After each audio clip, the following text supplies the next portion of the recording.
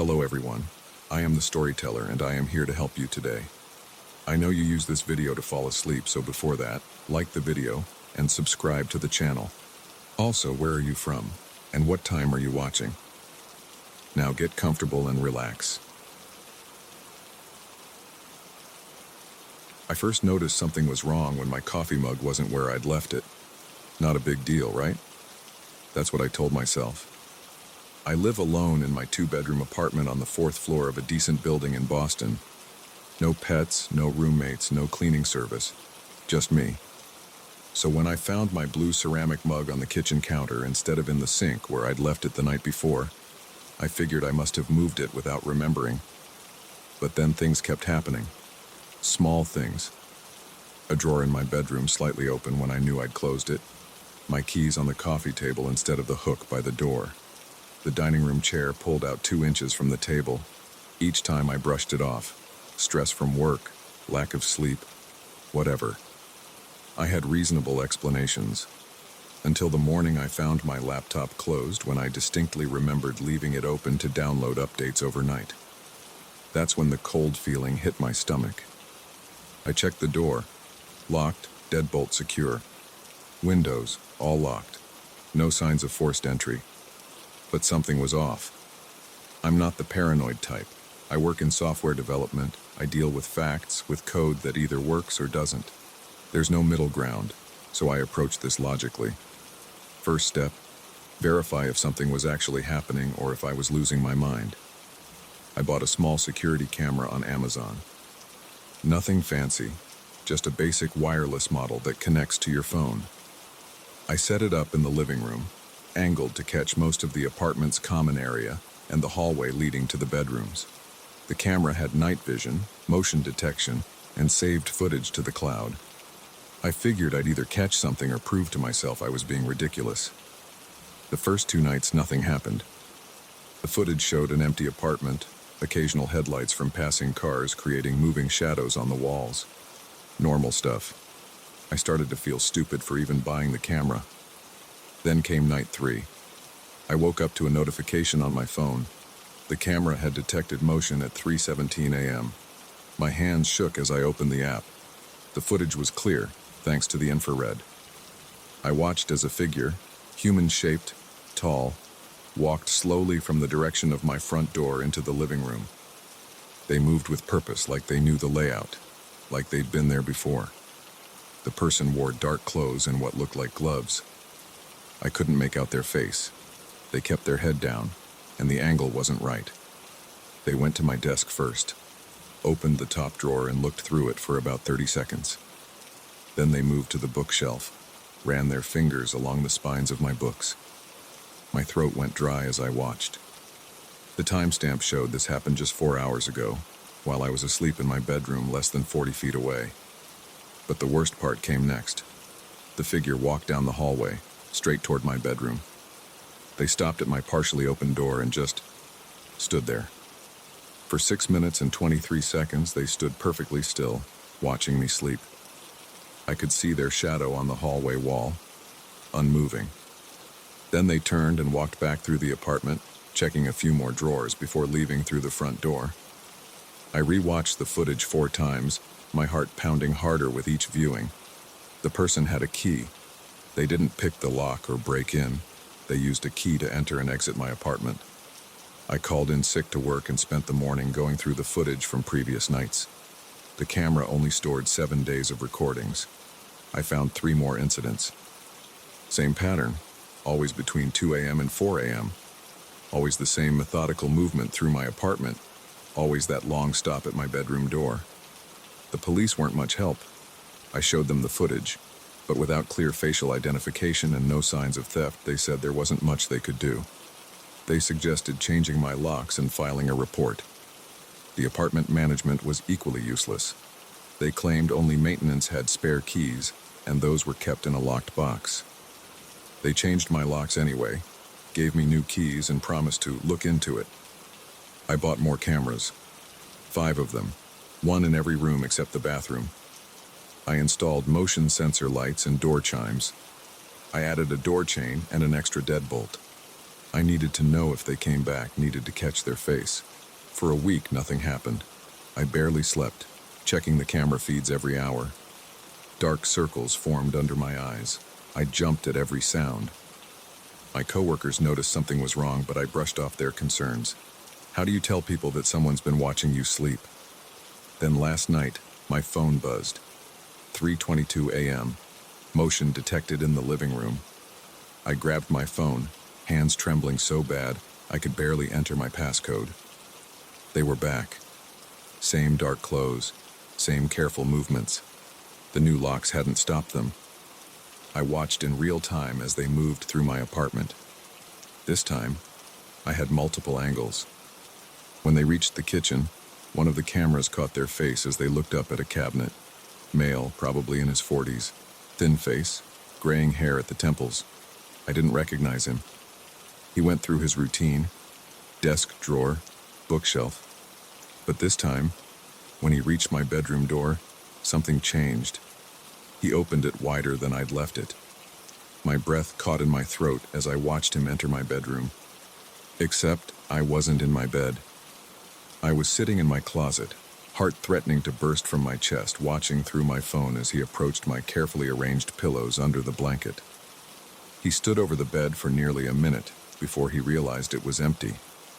His head snapped up. Through the bedroom camera, I saw his face clearly for the first time. His eyes were wide, searching the room. He knew something was wrong. Then he smiled. Not a cruel smile, but something almost gentle, understanding. He walked to my closet door and stopped. I could hear his breathing through the wood. My phone showed his face in perfect detail as he reached for the handle. I gripped the baseball bat in my sweating hands and held my breath. The handle turned. The door began to open. "I was wondering when you'd stay awake for me," he said softly. I swung the bat as hard as I could. What happened next exists in my memory as disconnected fragments. The crack of the bat against his skull. His body hitting my bedroom floor. Blood on my carpet. My trembling fingers misdialing 911 twice before getting it right. Red and blue lights through my bedroom window. Police officers securing the scene. Paramedics declaring him dead at 3:47 a.m. The investigation revealed he was a former maintenance worker who'd been fired 6 months ago. He'd made copies of several apartment keys before leaving. The police found similar footage on phones and laptops in his apartment, other tenants, other buildings. He'd been doing this for years, walking through people's homes, watching them sleep, living in these stolen moments of false intimacy. They found journals too, detailed accounts of his nights, of the lives he observed. He knew our routines, our habits, what books we read, what shows we watched. He felt connected to us, wrote about us like we were characters in his private story. I moved out the next day. I couldn't stand to be in that apartment knowing how many nights he'd watched me sleep, knowing his blood was soaked into my carpet. I'm staying at a hotel while I look for a new place. I've barely slept. Every sound makes me jump. The police say I won't face any charges. Clear case of self-defense. They're investigating how many other apartments he had access to, how many other people he watched. They asked me to make a statement, but I didn't have much to add. The cameras told most of the story. Last night in my hotel room, I woke up at 3:17 a.m., force of habit, I guess. I checked my phone, even though I knew there weren't any cameras to trigger alerts anymore. As I lay there in the dark, I realized something. He'd said, "I was wondering when you'd stay awake for me." Present tense, like he'd been waiting for it. Like that moment in my closet was the natural conclusion to our strange, one-sided relationship. I've started looking at apartments in other cities, maybe somewhere on the first floor, with lots of windows and good visibility. Somewhere I can see anyone approaching. I'll still have cameras, of course, multiple angles, infrared capability, cloud storage. But I won't have any maintenance workers, won't have any spare keys floating around. The detective handling the case called yesterday. They found more journals going back almost a decade. Hundreds of people, hundreds of lives he'd invaded. She asked if I wanted to know what he'd written about me. I said no. I don't want to know what he saw on all those nights. Don't want to know what details of my life he collected. Some questions are better left unanswered. But sometimes, when I wake up in the middle of the night, I find myself wondering how long he watched me before I noticed that first coffee mug out of place. How many nights did he stand in my doorway while I slept, completely unaware? How many other people are out there right now, sleeping peacefully in their beds, while someone stands in their doorway, watching, waiting, collecting moments of their lives? I keep the bat next to my hotel bed. The cameras are always recording, and I don't sleep with my door open anymore. Not even a crack. They still haven't found all the keys he made.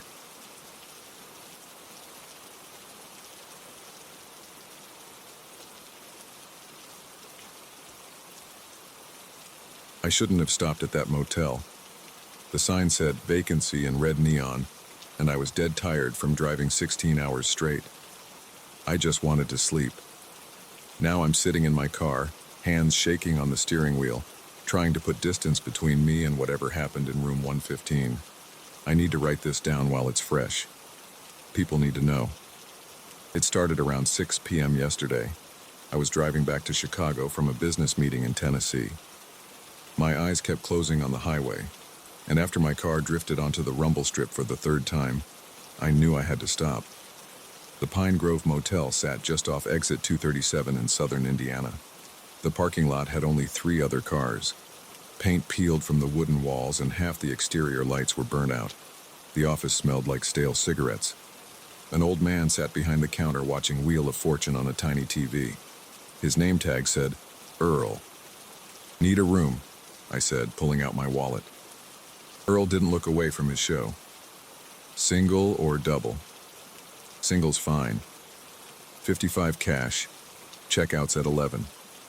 He slid me a key attached to a plastic tag marked 115. My room was at the far end of the building. The door stuck when I tried to open it, and I had to lean into it with my shoulder. Inside, a queen bed with a faded blue comforter took up most of the space. The carpet had dark stains near the bathroom door. A small TV sat on a particle board dresser, and a single window looked out at the empty field behind the motel. I dropped my overnight bag and collapsed onto the bed without bothering to change. The springs creaked under my weight. Pat Sajak's voice drifted through the thin walls from the neighboring room. I closed my eyes, ready to pass out. That's when I heard the first knock. 3 quick taps, so light I almost missed them. I opened my eyes but didn't move. Probably someone at the wrong door. The knocking came again, louder this time. Knock, knock, knock. "Wrong room," I called out. Silence for a few seconds. Then the doorknob started to turn, making a metallic scratching sound. My heart jumped into my throat. I sat up, staring at the brass handle as it slowly rotated back and forth. The door was locked. I'd made sure of that when I came in, plus the deadbolt and security chain. But watching that knob turn made my skin crawl. "Hey!" I shouted. "The door's locked. You've got the wrong room." The turning stopped. Footsteps moved away from the door, growing fainter until they disappeared. I let out a breath I didn't realize I'd been holding. Just some drunk person trying random doors. I laid back down, but my heart was still racing. 10 minutes passed. I started to drift off again. Bang! The whole door shook in its frame. I jerked upright, adrenaline flooding my system. Bang, bang, bang. Someone was throwing their full weight against the door. The chain rattled with each impact. The walls trembled. I jumped off the bed and backed away until I hit the far wall. "I'm calling the cops," I yelled, pulling out my phone. No signal. Not even one bar. The pounding stopped as suddenly as it started. In the silence that followed, I could hear my own ragged breathing. The overhead light began to flicker, dim, bright, dim, bright. The TV, which had been showing a rerun of Friends, crackled with static. The picture dissolved into snow, then blackness. Words appeared on the screen in white text.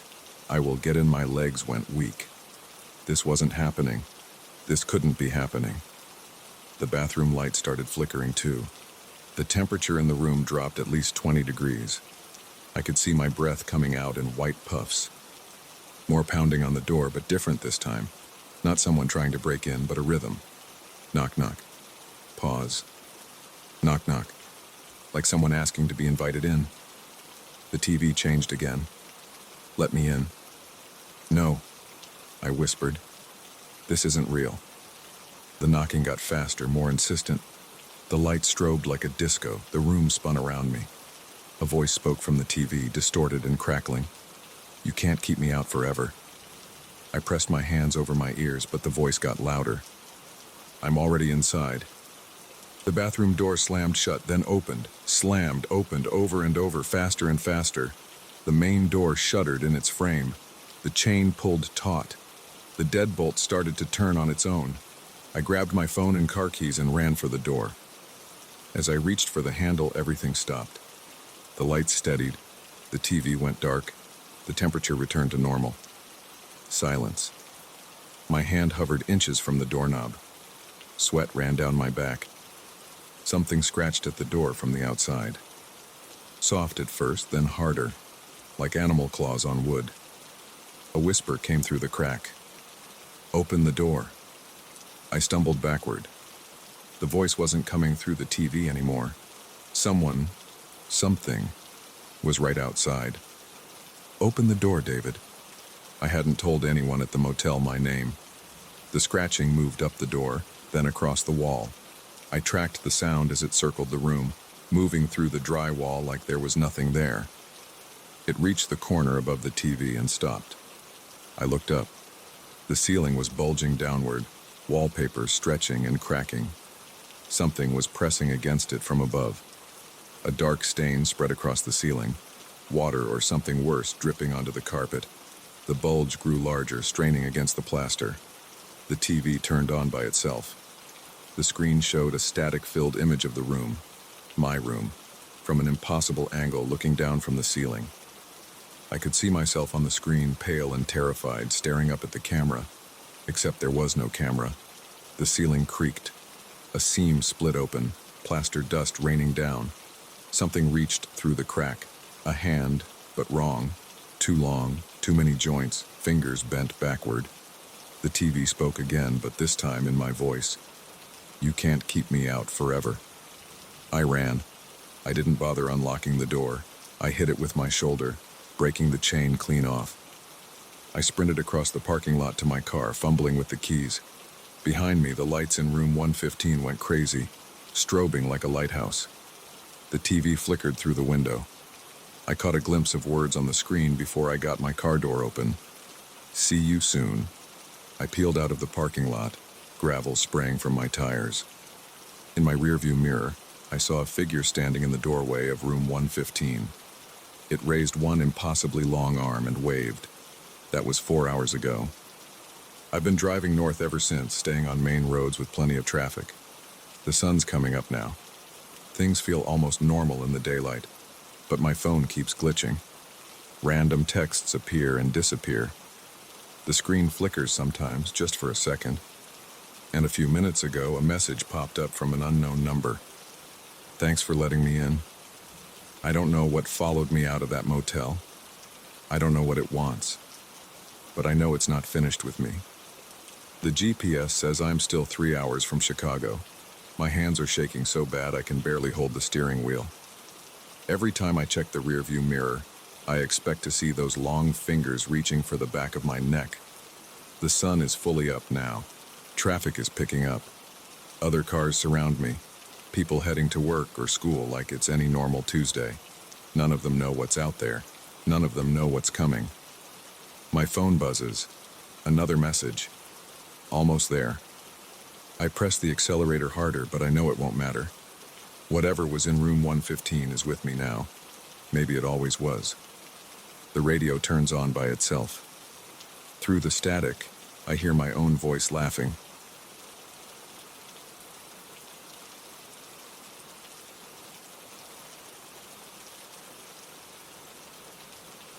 The first time I saw him, I thought nothing of it.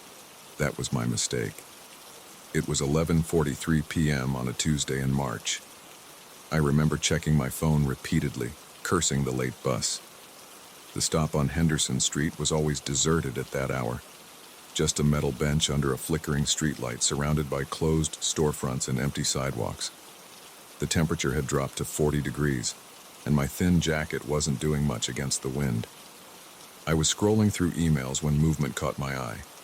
A man stood about 30 feet away near the darkened entrance of Pete's liquor store. He wore a black coat that reached his knees. His hands were in his pockets.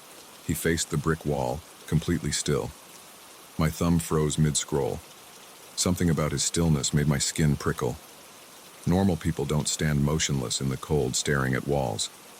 I looked back at my phone, but kept him in my peripheral vision. After 2 minutes, he hadn't moved an inch. The bus's headlights finally appeared in the distance. I stood up, shifting my weight from foot to foot. The man remained frozen. As the bus pulled up with a hiss of brakes, I glanced over again. He had turned his head slightly, just enough that I could see the side of his face in the dim light. His skin was pale, almost gray. His eyes were fixed straight ahead, unblinking. I hurried onto the bus, swiped my card, and picked a seat near the middle. Through the window, I could see him still standing there as we pulled away. My heart was beating faster than it should have been. I told myself I was being paranoid. Cities are full of weird people. I'd probably never see him again. I was wrong. 3 days later, I got home from work around 6 p.m. The sun was setting, casting long shadows across my front yard. I lived in a small house on a quiet residential street, the kind of neighborhood where everyone had lived there for decades and knew each other's business. As I walked up my cracked concrete path, keys in hand, something made me look across the street. He was there. Same black coat, same rigid posture, standing perfectly still on the sidewalk, staring directly at my house, at my window. My stomach dropped. I fumbled with my keys, got inside, and locked the door. My hands were shaking. I went straight to the window and peeked through the blinds. He hadn't moved. Just standing there, head tilted slightly up, eyes fixed on my second-floor bedroom window. I grabbed my phone and called the police. While it rang, I kept watching him. He didn't shift position once, didn't check his phone, didn't even seem to blink. The dispatcher answered and I reported a suspicious person. She said they'd send a car to check it out. 15 minutes later, blue and red lights flashed as a patrol car rolled down my street. The man was gone. The officers knocked on my door and I described what I'd seen. They nodded, took notes, but I could tell they weren't too concerned. Just another paranoid resident reporting a suspicious person. They told me to call again if I saw him. That night, I double-checked all my locks before bed. I live alone, and suddenly my house felt too big, too empty. Too many windows, too many dark corners. I lay in bed staring at the ceiling, listening for any sound that seemed out of place. Around 2 a.m., a floorboard creaked somewhere downstairs. I sat bolt upright, heart pounding. Just the house settling, I told myself. Old houses make noise. The next morning I checked all the doors and windows. Everything was still locked, no signs of tampering. I went to work, but couldn't focus. My mind kept drifting back to that pale, expressionless face. Those unblinking eyes. Over the next week I saw him 4 more times. Always at a distance, always completely still. Once outside my office building during lunch. Once at the grocery store parking lot as I loaded bags into my car. Twice more outside my house, but on different streets, partially hidden behind trees or parked cars. Each time I called the police. Each time he vanished before they arrived. I started taking different routes to work, varying my schedule, looking over my shoulder constantly. I installed security cameras and motion sensor lights around my house.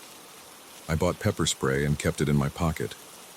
My coworkers noticed the dark circles under my eyes, asked if I was sleeping okay. I made excuses about insomnia. Then came the night that changed everything. I woke up at 3:17 a.m. to a notification on my phone.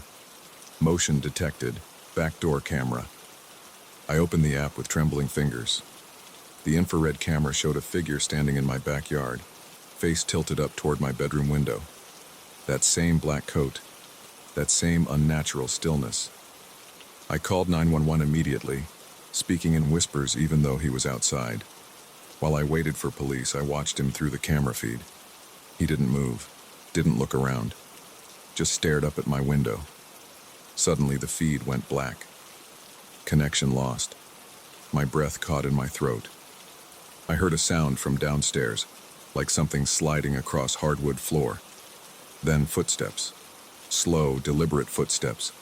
I grabbed my pepper spray and phone, then quietly moved to my bedroom doorway. The footsteps were coming up the stairs now. Step, pause, step, pause. The wood creaking under each careful footfall. My heart was hammering so hard I could barely breathe. Sweat ran down my back. The pepper spray shook in my grip. The footsteps reached the top of the stairs.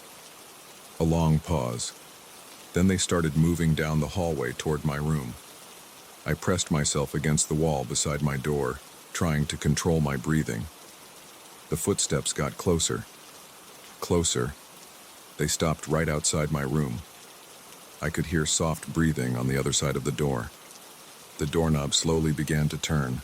I raised the pepper spray, adrenaline surging through my body. The door creaked open, letting in a sliver of darkness from the hallway. A pale hand gripped the edge of the door. The moment I saw his face appear in the doorway, I sprayed. He recoiled with an inhuman shriek, not of pain, but of rage. It was a sound no human throat should be able to make. I shoved past him and ran for the stairs, taking them 3 at a time, nearly falling in my panic. Behind me, those methodical footsteps resumed their pace. Step, pause, step, pause.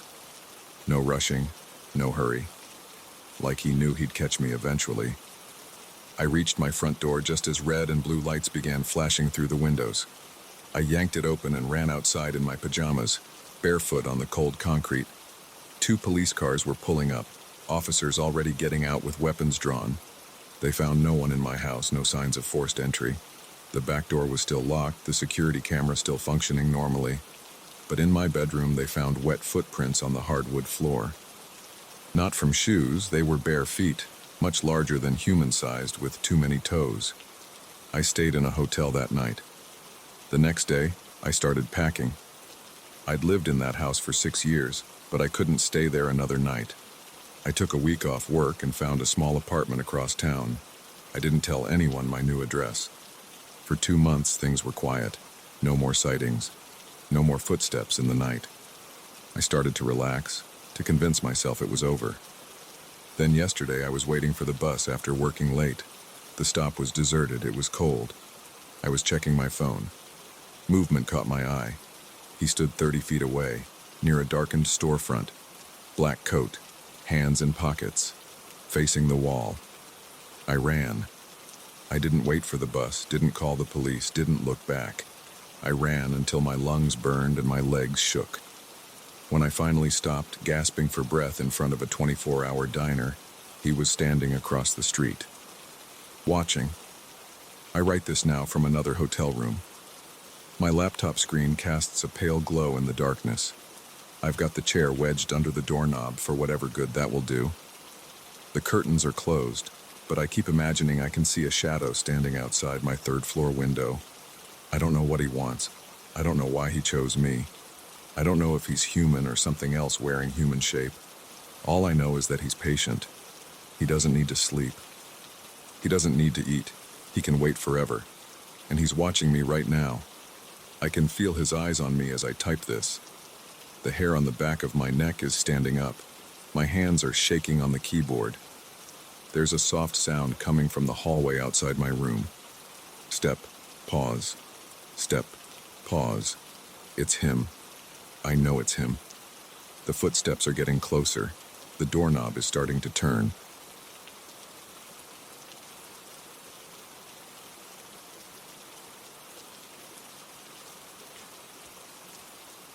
Nobody else was supposed to be here. Not at 11:47 p.m. on a Tuesday. The parking garage was my personal concrete cave at this hour. Had been for the past 3 years of late shifts at Morton & Associates. Until tonight. The footsteps started when I was on the 3rd level. At first I thought it was just my dress shoes on the concrete, the usual echo bouncing off the low ceiling. But then I stopped walking. The steps continued. I stood there, briefcase growing heavy in my right hand, listening. The sound came from somewhere behind me, the click of hard soles against concrete, steady and deliberate. My heart rate picked up. I turned around slowly, scanning the rows of empty parking spots and concrete pillars. Nothing moved in the harsh fluorescent lighting. The footsteps had stopped too. "Hello?" I called out. My voice sounded smaller than I intended, swallowed by the vast empty space. No response. I started walking again, faster now, trying to keep my footsteps quiet. The parking spot was just ahead, my black Honda Civic sitting alone in the corner where I always parked it, away from the other daytime cars that had long since gone home. The footsteps behind me started again. Closer this time. I broke into a jog, no longer caring about the noise. My keys jangled in my coat pocket as I ran. The sound of my pursuer's footsteps quickened to match my pace. 20 feet from my car, I yanked the keys out, thumb finding the unlock button. The car's lights flashed and I heard the locks click open. 15 feet. 10 feet. The footsteps were right behind me now. I reached the driver's side door and grabbed the handle, yanking it open. As I threw myself inside, movement caught my eye. A dark figure emerged from behind a concrete pillar on the passenger side, stepping into the fluorescent light. It was a man. Tall and thin, wearing a long black coat that hung open. His face was pale, almost gray in the harsh lighting. But it was his eyes that made my blood run cold. They were fixed on me through the windshield, unblinking and intense. I slammed the door shut and jabbed the key into the ignition. The engine roared to life, but I couldn't take my eyes off him. He stood perfectly still, hands hanging at his sides, just watching. My fingers fumbled with the gear shift, finally finding reverse. As I started to back out, he took a step toward the car. Then another. His movement was smooth, almost gliding. I hit the gas harder than I meant to. The tires squealed as the car shot backward. In my rearview mirror, I saw another figure standing behind the car. My foot slammed on the brake. The car jerked to a stop. The second figure was identical to the first. Same height, same coat, same pale face. It started walking toward my back bumper. My hands were shaking on the steering wheel. I shifted into drive and turned the wheel hard, aiming for the exit ramp. The first figure was still coming toward me, matching my car's movement. The second one was closing in from behind. I gunned the engine. The car leaped forward, tires screeching. I aimed for the gap between the first figure and a concrete pillar. He didn't move, didn't try to dodge. At the last second, I swerved around him, missing him by inches. The exit ramp spiraled down ahead of me. I took the turns too fast, the tires squealing in protest. In my rearview mirror, I could see both figures standing at the top of the ramp, watching my descent. Level 2, Level 1. The security gate was up ahead, the striped arm raised for exit. I didn't slow down. The car burst out onto the street and I turned right, then left, then right again, taking random turns until I was sure I wasn't being followed. 10 minutes later, I pulled into a gas station, breathing hard. My shirt was soaked with sweat under my suit jacket. I sat there under the bright lights, watching other cars go by on the street, trying to make sense of what had happened. My phone buzzed in my pocket, making me jump. I pulled it out with trembling fingers. A text message from an unknown number. "See you tomorrow night." I stared at the screen, my mouth dry. The timestamp showed 11:47 p.m., the exact time I'd first heard the footsteps. That was 3 weeks ago. I quit my job the next day, made up some excuse about a family emergency, found a new position across town with regular daytime hours. I've been taking different routes home, varying my schedule, parking in well-lit public lots. But sometimes when I'm alone at night, I hear footsteps behind me. And when I check my phone, it's always 11:47 p.m. I haven't seen the figures again. Not yet. But I know they're out there waiting. And sooner or later, they'll find me. Because here's the thing I haven't told anyone. Every night at 11:47 p.m., no matter where I am or what I'm doing, my phone buzzes with a new message from that unknown number. Always the same 5 words. "We're getting closer. See you." I've changed my number 3 times, bought a new phone, switched carriers. It doesn't matter. The messages keep coming. Last night I was in my apartment, all the lights on, doors locked, windows checked twice. At 11:47 p.m. my phone buzzed. I almost didn't look at it. But I had to know. The message was different this time. Look behind you. I didn't turn around. I couldn't. I sat there staring at my phone screen, listening. And then I heard it. The soft click of dress shoes on hardwood floor, coming from somewhere in my apartment. The footsteps are getting closer now. They're in the hallway outside my bedroom. I'm sitting at my desk, writing this down as fast as I can because people need to know what happened to me. The doorknob is turning slowly. They're here.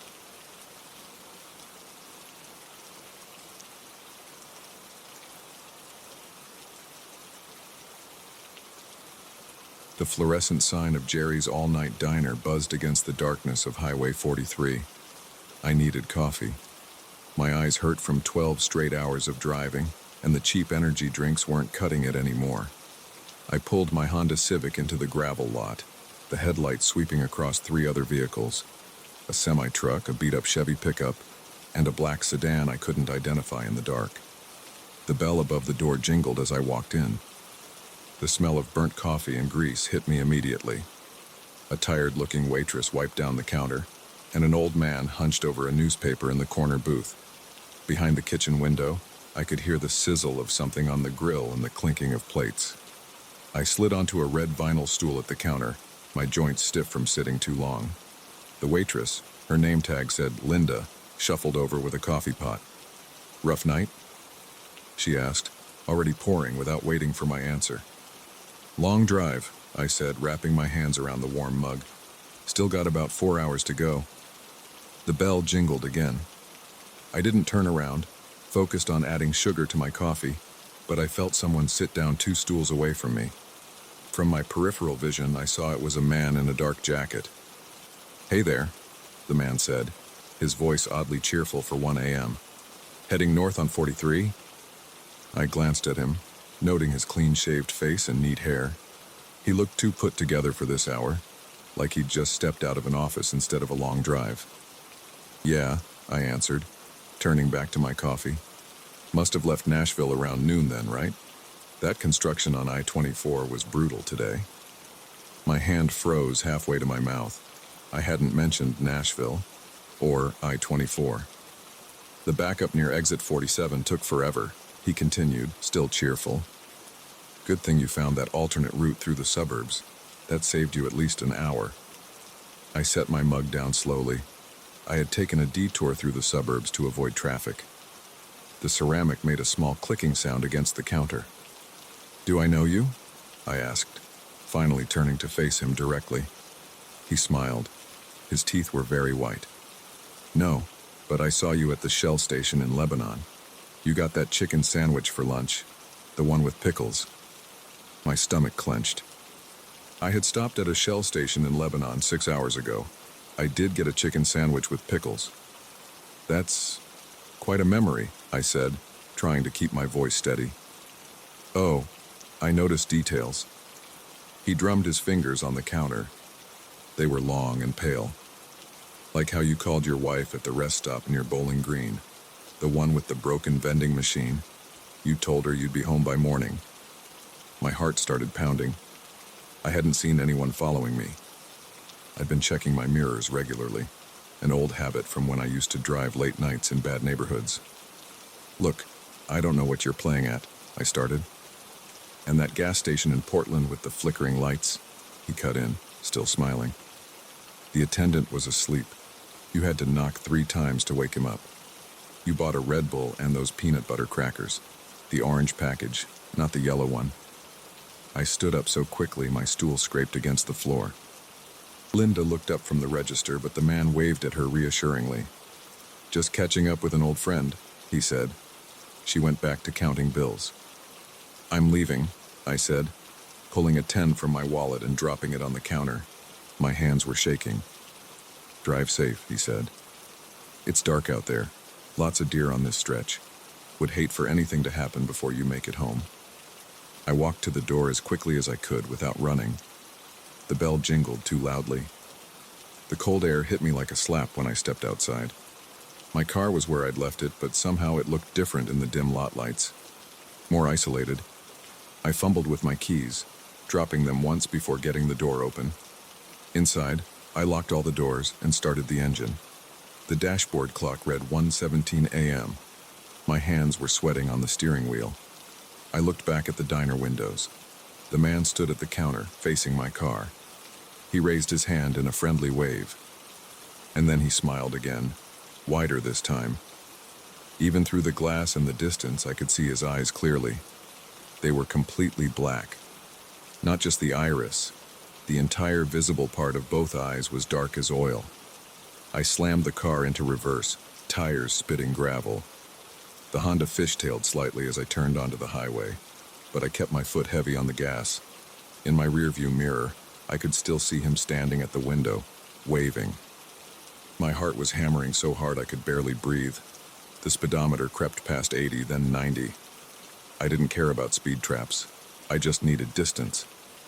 After 10 minutes of driving, my phone buzzed on the passenger seat. Unknown number. I let it ring.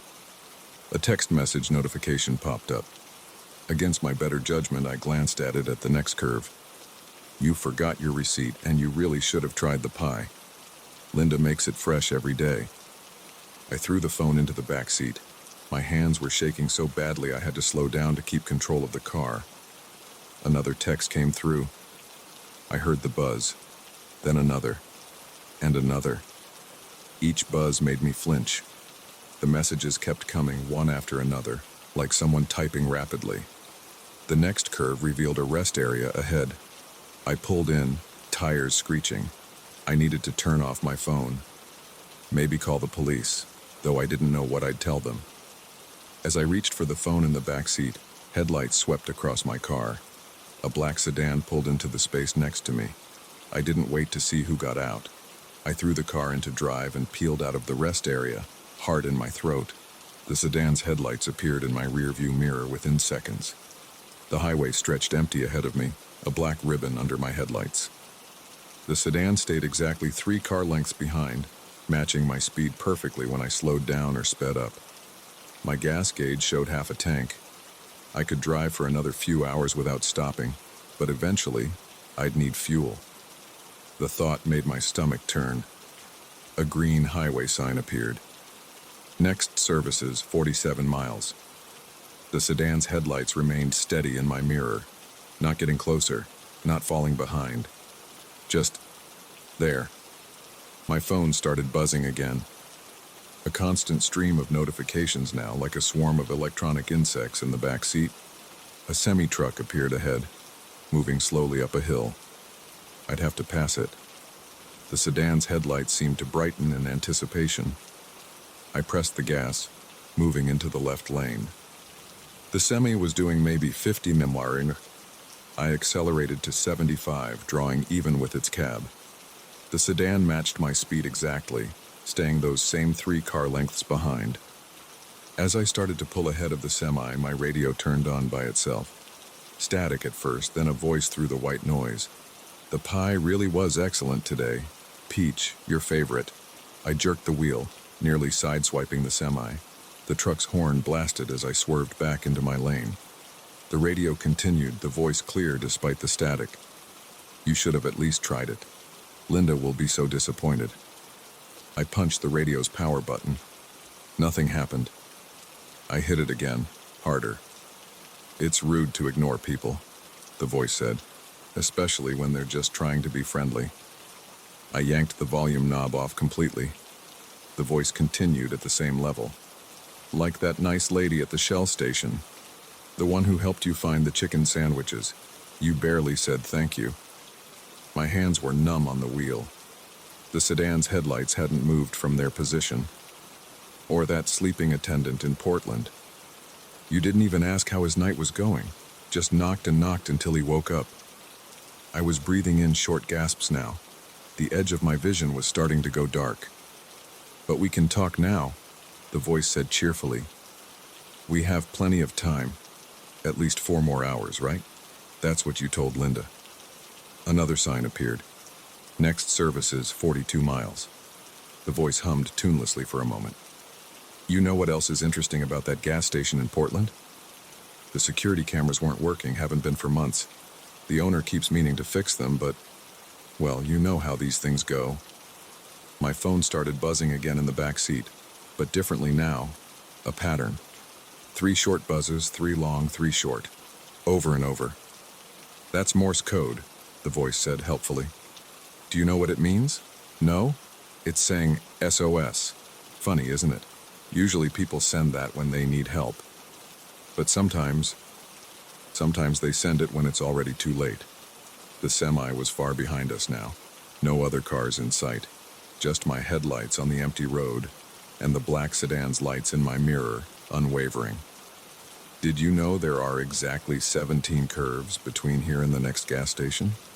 The voice asked. I counted them earlier. Would you like me to point out each one as we come to it? This first one coming up is particularly sharp. You'll want to slow down. I didn't slow down. The Honda's tires squealed as we entered the curve, the car swaying dangerously. That's one, the voice said. 16 more to go.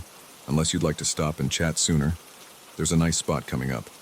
Very quiet. No cameras there either. The sedan's headlights swung with mine through the curve, maintaining that exact same distance. My gas gauge had dropped below half now. The warning light would come on in another hour. Maybe less if I kept this speed. You know what's funny? The voice continued. About an hour ahead, there's another all-night diner. Better coffee than Jerry's, if you ask me. And their pie. It made a satisfied sound. Well, you really should try it. We could stop there together. The phone's buzzing changed pattern. No longer Morse code. Now it was buzzing in time with my heartbeat. 2, the voice said as we swept through another curve. 15 to go. You're taking these turns very well, considering how tired you must be. All that driving, all those energy drinks, it can't be good for you. I glanced at the speedometer. 95 metronk. The Honda shuddered slightly at this speed, the steering wheel vibrating under my hands. 3, the voice counted as we hit the next curve. You know I'm starting to worry about you. Your heart is beating awfully fast, and your hands, they must be cramping, gripping the wheel so tight. Why don't we pull over and rest for a minute? The sedan's headlights remained steady. 3 car lengths no matter what. 4, the voice said.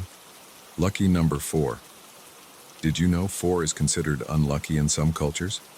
Something about the word for 4 sounding like the word for death. Interesting, isn't it? My phone started playing a ringtone now, a children's song I didn't recognize. The melody was slightly off-key, distorted. 5, the voice counted. This next part of the highway is my favorite. No streetlights for miles, just darkness and stars. And us, of course. The Honda's engine was whining now, pushed beyond its comfort zone. The steering wheel shook harder. 6, the voice said. You're doing so well, but you must be getting tired. All that adrenaline, it can't last forever. The gas gauge needle was dropping faster now. The warning light would come on soon. 7, the voice counted. Not even halfway there. To the curves, I mean. The gas station, that's another story. Did I mention the pumps are broken? Such a shame.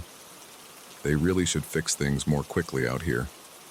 The children's song on my phone got louder, the distortion more pronounced. I could almost make out words in it now, but I didn't want to. 8, the voice said. You know what's wonderful about this stretch of road? No cell service. Hasn't been any for the last 20 minutes.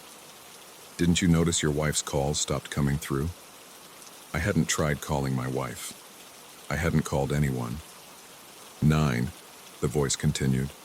Almost to the good part. There's a lovely view coming up. You can see all the way down into the valley. Well, usually you can. It's quite dark tonight. The gas warning light came on with a soft ding. 10, the voice counted. Getting low on fuel, aren't you? Don't worry. I know a shortcut. The sedan's headlights seemed closer now, though I knew they weren't. Still exactly 3 car lengths back. 11, the voice said. Did you check your trunk before you left Nashville? You really should always check your trunk, never know what might find its way in there. My hands were beyond numb now. I couldn't feel the steering wheel at all. 12, the voice counted. Almost time for a decision. The highway splits in 3 miles. Left fork goes to the gas station. Right fork, well, let's just say it's more private. The children's song reached a crescendo, the words finally becoming clear. Ring around the rosy. 13, the voice said. Unlucky 13. You're not superstitious, are you? No, of course not. Rational man like you. You don't believe in things that go bump in the night. The Honda's engine made a warning sound, a high-pitched whine I'd never heard before. 14, the voice counted. Can you feel it? The way the air changes just before something happens? Like the moment before a storm breaks. The fork in the highway appeared ahead, the signs too far to read. 15, the voice said. Decision time coming up. Left or right? Gas station or privacy? The signs became clear. Gas food, left, and scenic route, right. 16, the voice counted. Just one more curve after this. Then we'll see what kind of driver you really are. The fork was only a quarter-mile ahead now. The sedan's headlights burned in my mirror. 17, the voice said softly. Last chance. What's it going to be? I yanked the wheel left, tires screaming. The Honda fishtailed, nearly spinning out. The sedan's headlights disappeared. For one moment, I thought it was over. Then my radio crackled. Wrong choice, the voice said. The sedan's headlights appeared directly in front of me, coming the wrong way down the highway. I swerved hard, too hard. The Honda left the road at 90 miles per hour. There was a moment of weightlessness, then impact. When I opened my eyes, I was upside down, still strapped into my seat. The engine ticked as it cooled. Something warm ran down my face. Footsteps crunched on broken glass outside. A door opened with a creak. I told you should have tried the pie, the voice said, much closer now. I turned my head slowly, pain shooting down my neck. The man from the diner crouched beside my window, smiling that same wide smile. His black eyes reflected nothing. No stars, no emergency lights, no humanity. Now, he said, reaching through the broken window with those long, pale fingers. About that shortcut I mentioned. The children's song played one last time, clearer than ever. Ashes, ashes, we all fall down.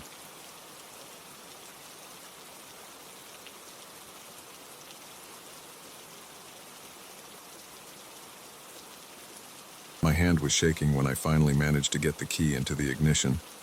I kept telling myself I was being stupid, that there had to be a logical explanation, but my racing heart wouldn't listen. I needed to write this down while it's still fresh, while I can still feel the cold sweat on my neck. What happened tonight on that stretch of Highway 16 doesn't make any sense, but I know what I saw. It started around 11:30 p.m. I was driving back from a business meeting in Portland, running on nothing but gas station coffee and trail mix. The roads were empty except for the occasional truck, and my GPS showed another 2 hours until home. The fuel gauge was hovering just above empty. Stupid of me not to fill up earlier, when I spotted a sign for a gas station at the next exit. The exit ramp curved through dense trees before opening onto a 2-lane road. No streetlights, just the yellow glow of my headlights catching the reflectors. The gas station sat alone at a crossroads, one of those older places with manual pumps and a small convenience store. A single fluorescent light buzzed over the entrance, drawing moths. I pulled up to the nearest pump. The night air hit me with a blast of cold when I stepped out.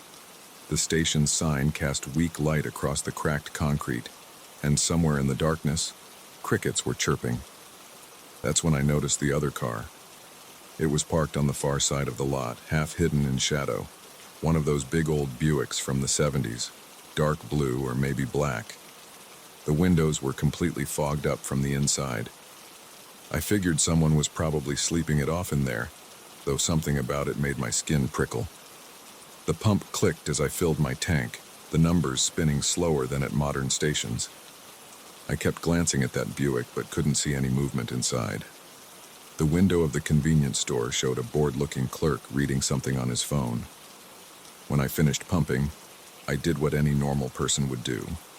Walked inside to pay. The bell above the door jangled too loud in the quiet. The clerk barely looked up as he rang me up. I bought another coffee, even though I didn't need it. Walking back to my car, movement caught my eye. There was someone standing behind the station, just visible at the corner of the building. A tall figure, too far in the shadows to make out clearly. They were completely still, facing my direction. I picked up my pace, fumbling with my keys. As I got in my car, I looked in my side mirror. The figure had moved closer to the edge of the building, still watching. I started the engine and pulled out onto the road faster than I should have, gravel crunching under my tires. The first 5 minutes were fine. Empty road stretching ahead, trees pressing in on both sides.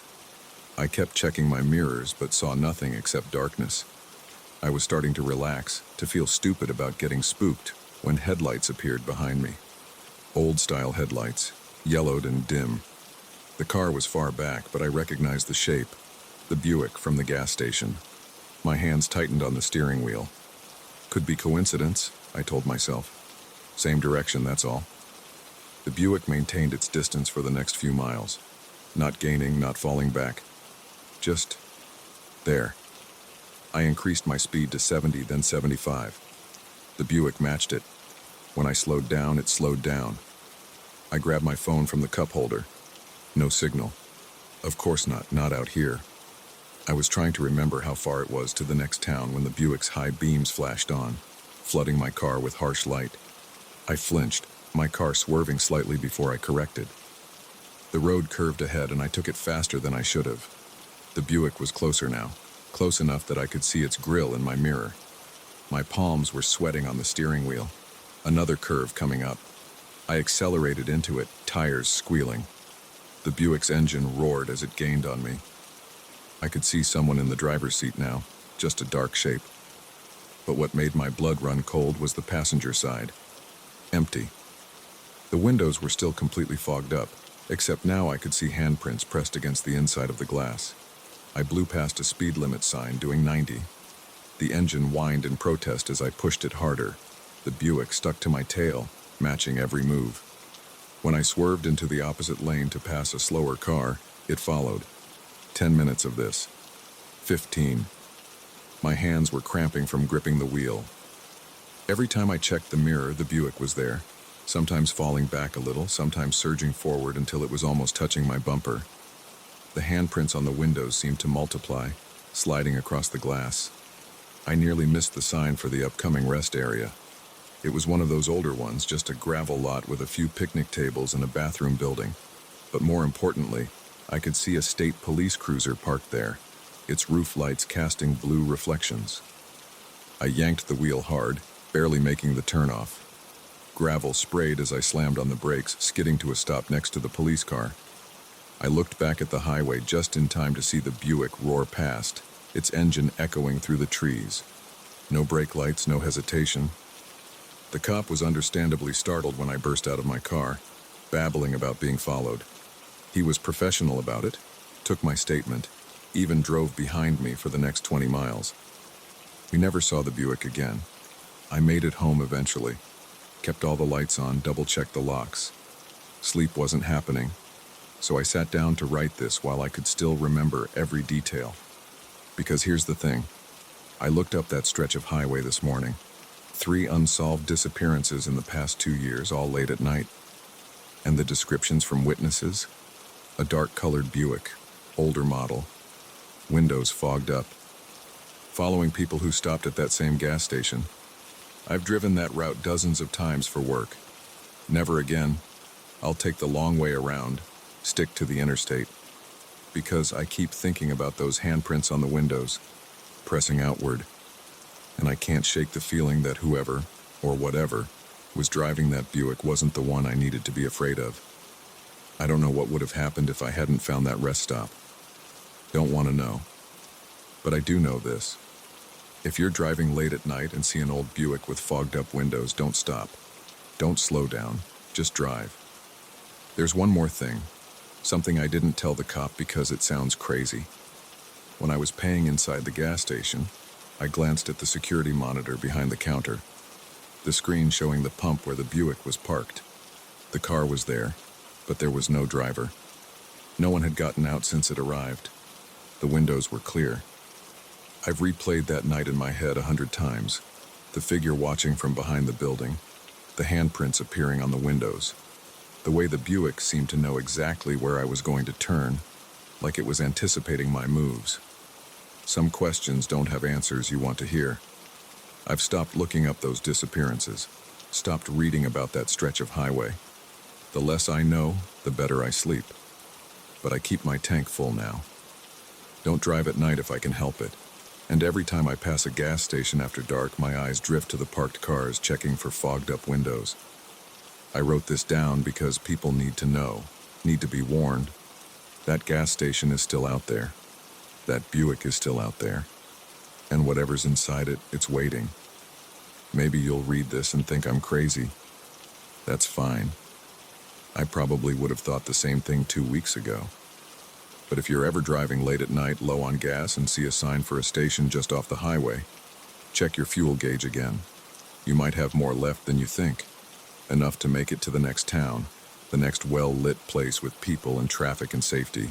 Because once you pull into that station, once you catch the attention of what's waiting there, the road home gets a lot longer, and you might not make it back at all. I know how this sounds. Believe me, I do. But every word is true. And somewhere out there, right now, that Buick is idling in a dark parking lot, windows fogged up, waiting for someone else who's running low on gas. Someone who doesn't know any better. Someone who will stop, just like I did. So consider yourself warned. And if you ever find yourself being followed by an old car with foggy windows, pray for a rest stop. Pray for a police car. Pray for daylight. Just don't look too closely at those handprints on the glass. Don't think too hard about what might be trying to get out. The sun's coming up now. The story's told. But I can't shake the feeling that by writing this down, I've drawn attention to myself again. That somewhere, that Buick's engine is turning over, its headlights cutting through the early morning fog. I keep telling myself it's over, that I got away. But every time I get in my car, every time I check my mirrors, part of me is waiting to see those yellowed headlights appear behind me, and I know deep down that our paths will cross again. Until then, I'll keep writing, keep warning people, because that's all I can do now. Try to save others from making the same mistake I did, from pulling into that gas station, from looking too long at that Buick, from discovering what happens when those handprints finally break through the glass. Stay safe out there. Keep your tank full. And if you see an old Buick following you, don't stop running, not for anything, because whatever's inside, it never stops hunting.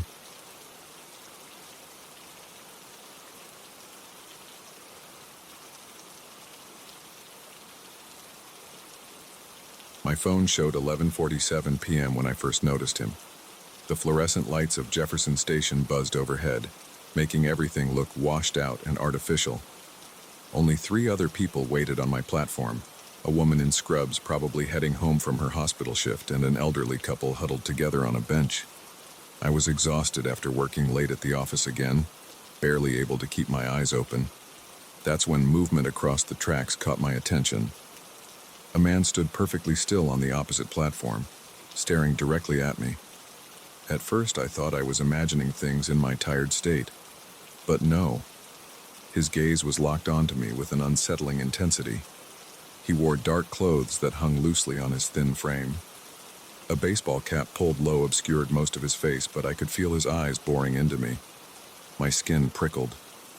I shifted my weight and looked down at my phone, pretending to be absorbed in something important. When I glanced back up, he hadn't moved an inch. The station's overhead speaker crackled. Northbound train approaching. The rumble of the approaching train vibrated through the platform. I kept my eyes fixed ahead, deliberately not looking across the tracks. The train screeched to a stop, and I boarded the second car, choosing a seat near the middle doors. As passengers shuffled on, I pulled out my phone again, hunching over it. The doors chimed their warning. Just before they closed, heavy footsteps entered my car. I didn't need to look up to know it was him. The hair on the back of my neck stood up as he walked past my row. In my peripheral vision, I saw him take a seat 2 rows behind me on the opposite side. My heart rate picked up. I told myself I was being paranoid. Plenty of people take late trains. Just because someone got on the same car doesn't mean anything. But my instincts screamed that something was wrong.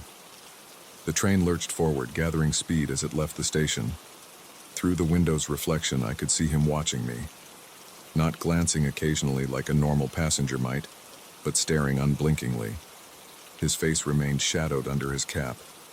I pulled up my work email, going through the motions of looking busy while my mind raced. 4 more stops until mine. The train wasn't crowded, but there were enough people that I felt relatively safe. The woman in scrubs sat at the far end of the car. A group of young guys who looked like college students were near the front, laughing about something. An older man dozed in a seat near the doors. At the next stop, I decided to move cars. If the guy followed me, I'd know for sure this wasn't a coincidence. I gathered my laptop bag and stood as the train slowed. As soon as the doors opened, I strode purposefully into the next car forward. My hands trembled slightly as I chose a new seat. 10 seconds passed. 15.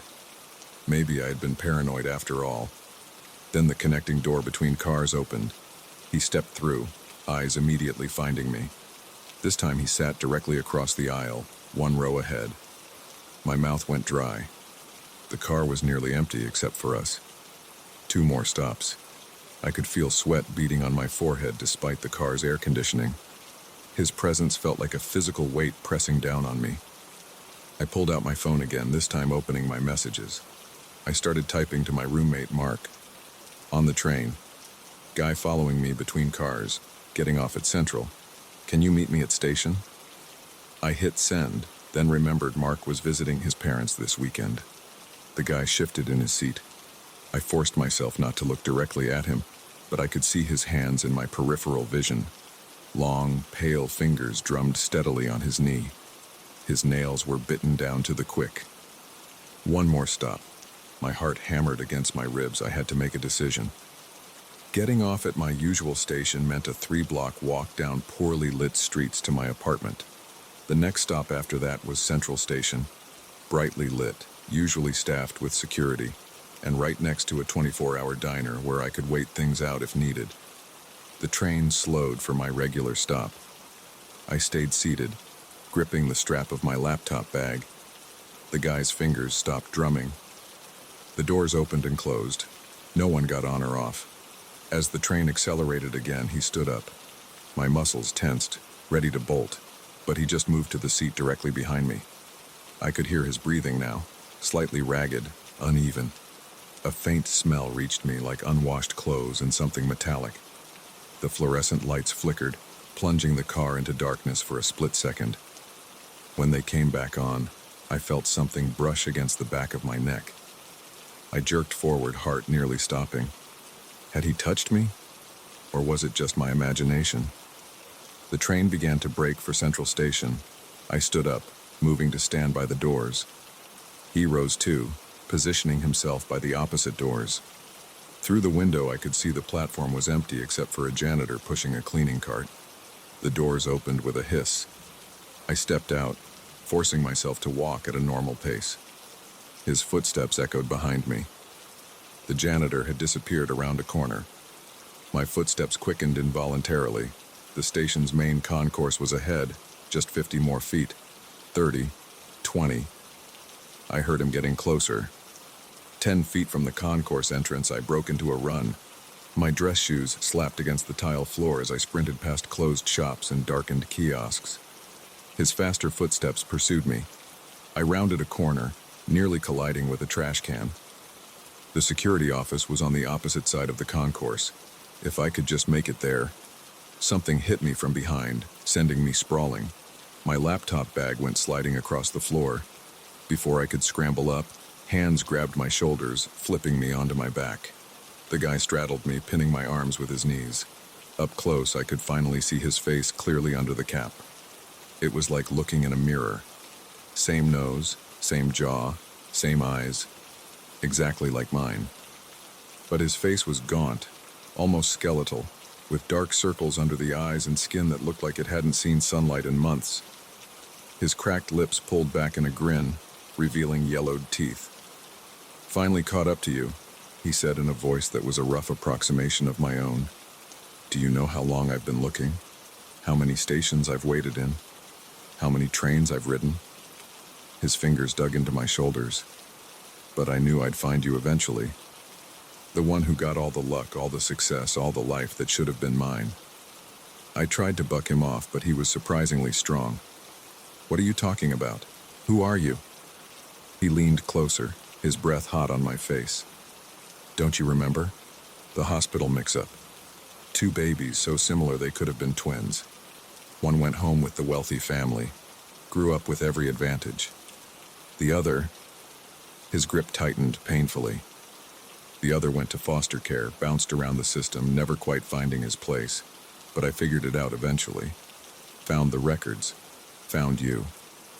"You're crazy," I gasped. "That's impossible." "Is it? Look at me. Really look. We could have been twins. Should have been twins. But they gave you my life." He reached into his pocket, pulling out something that glinted in the harsh station lighting. "Well, tonight I'm taking it back."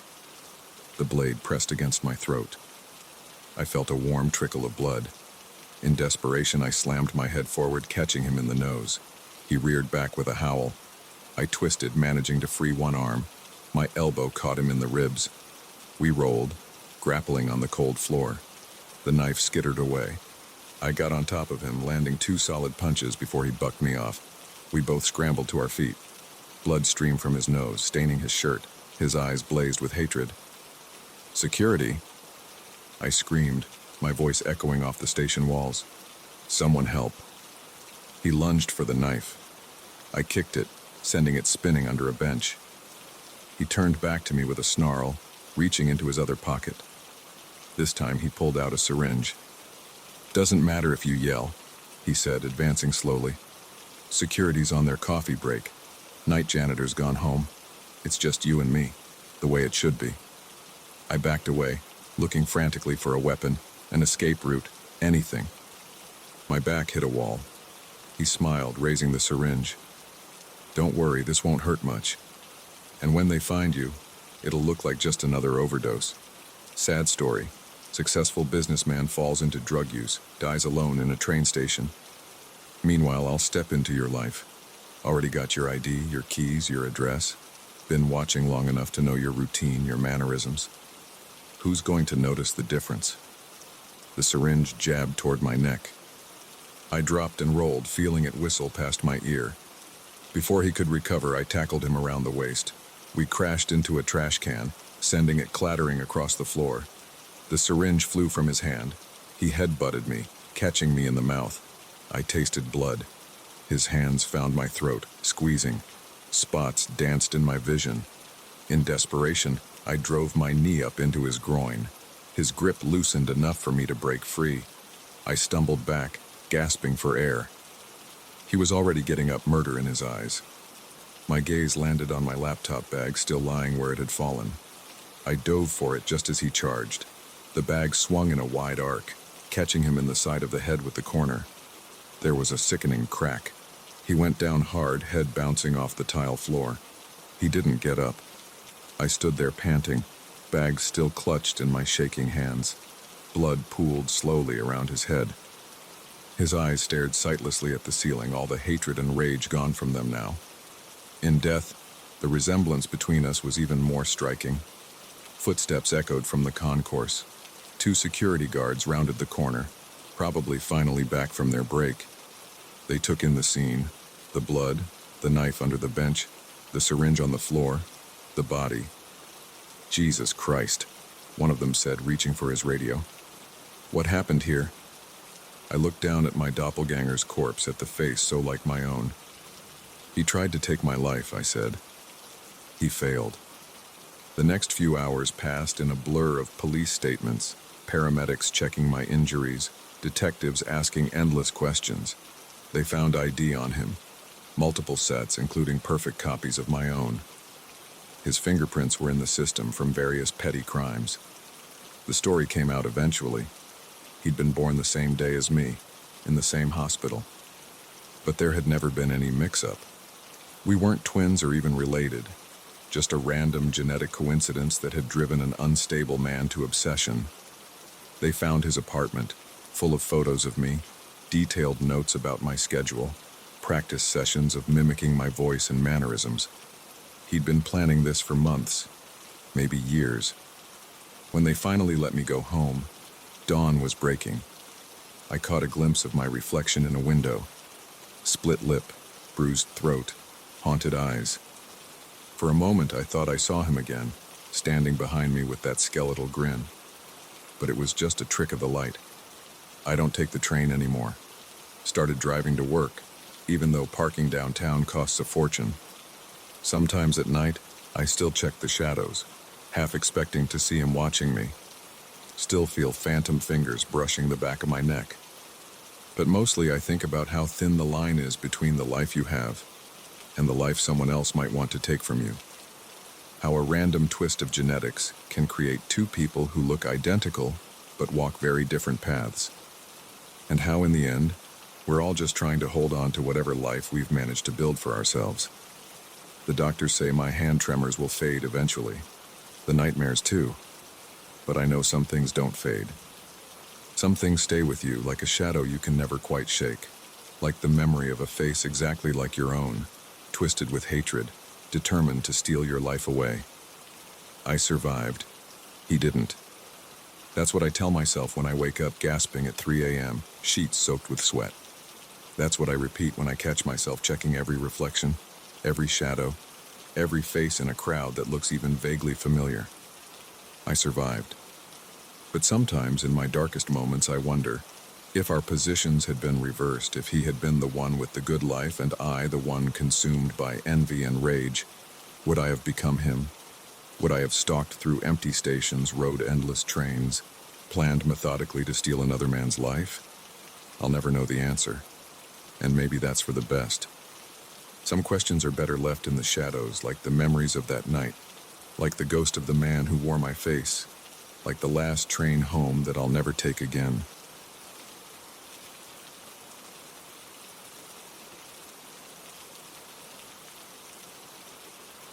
The first time I saw it was 3 weeks after moving to the Henderson farm.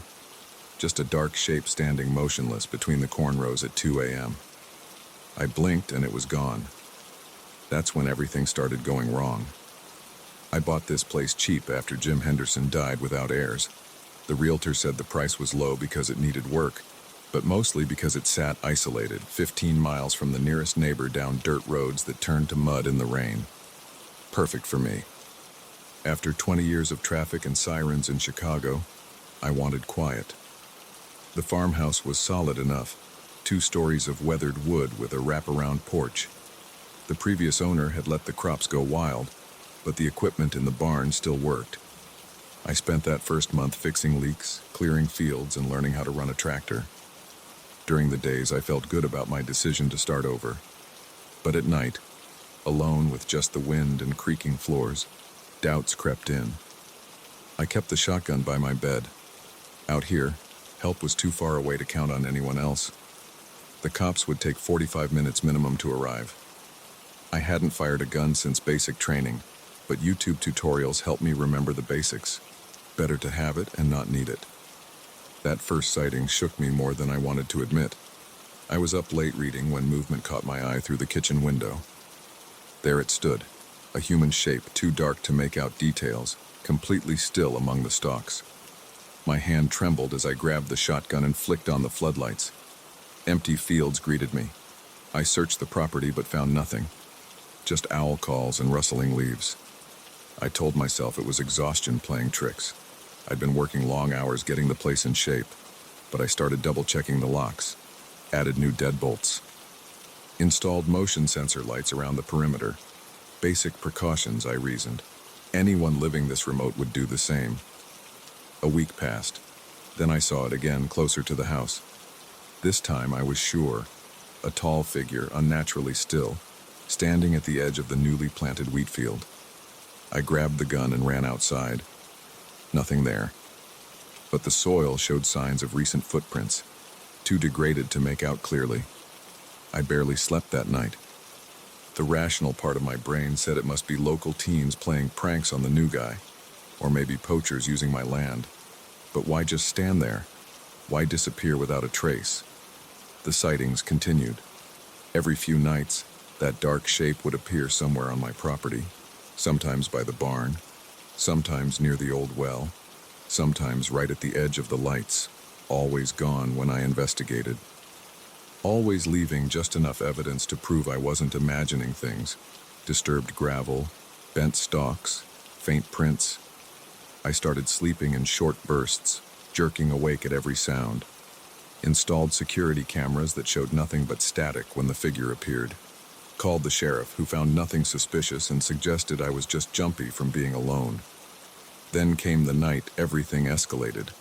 I was dozing in my chair when heavy footsteps creaked across the porch. Slow, deliberate steps that stopped right outside my window. The shotgun shook in my hands as I approached. A shadow passed across the glass. I threw open the door. Empty porch. But there in the pale moonlight, fresh, muddy footprints leading right up to my door. And pinned under a rock, a note written in jagged letters. "You're not safe here." My hands wouldn't stop shaking as I read it again and again. The threat was clear, but the why eluded me. I had no enemies, kept to myself. The only person I'd spoken to in weeks was Earl at the farm supply store.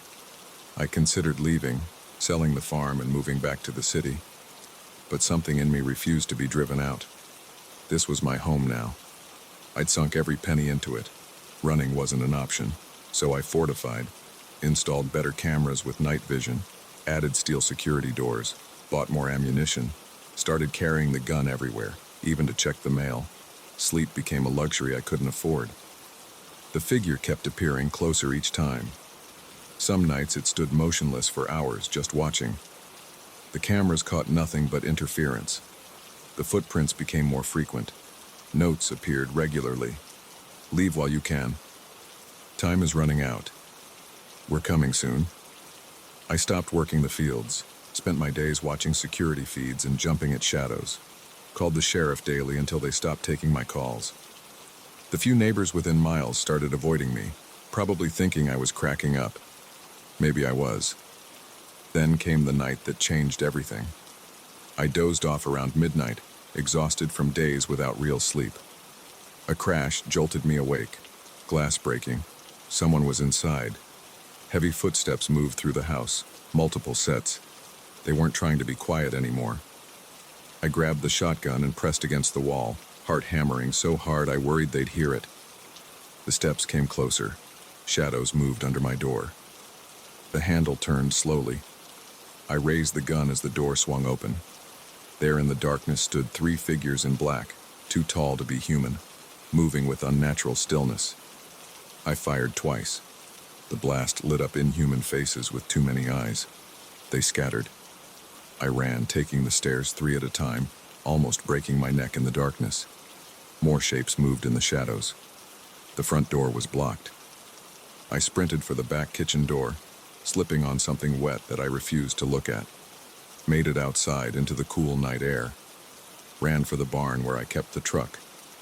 Something fast moved in my peripheral vision. I fired behind me blindly, heard an inhuman shriek. The barn door was open, swaying in the wind. I reached the truck, fumbled with the keys. The engine roared to life. I slammed it in reverse, tires throwing gravel. Movement everywhere now. Dark shapes converging. Something landed on the hood with impossible weight, denting the metal. Through the windshield, I saw a face that will haunt my nightmares forever. I floored it. The thing held on until I swerved hard, sending it tumbling. I didn't slow down until I hit pavement 20 minutes later. Drove straight through till morning. The police report says they found nothing. No footprints, no broken glass, no signs of struggle. Just an empty farmhouse with some wild animal tracks in the yard. They blamed coyotes, lack of sleep, and an overactive imagination. I know what I saw. I'll never go back there. Let someone else buy that cursed place. The dreams are bad enough.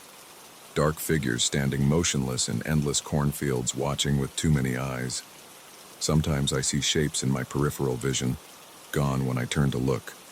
The for sale sign still stands in front of the Henderson place. The price drops lower each month. Sometimes I think about warning potential buyers. But who would believe me? Better to try forgetting, to build a new life somewhere crowded and bright. But late at night, when the wind sounds like footsteps, I wonder, did I really escape? Or are they just waiting, standing motionless in the darkness, patient and hungry for the day I let my guard down? I keep the shotgun loaded just in case, and I never look too long out windows after dark. Some things are better left unseen.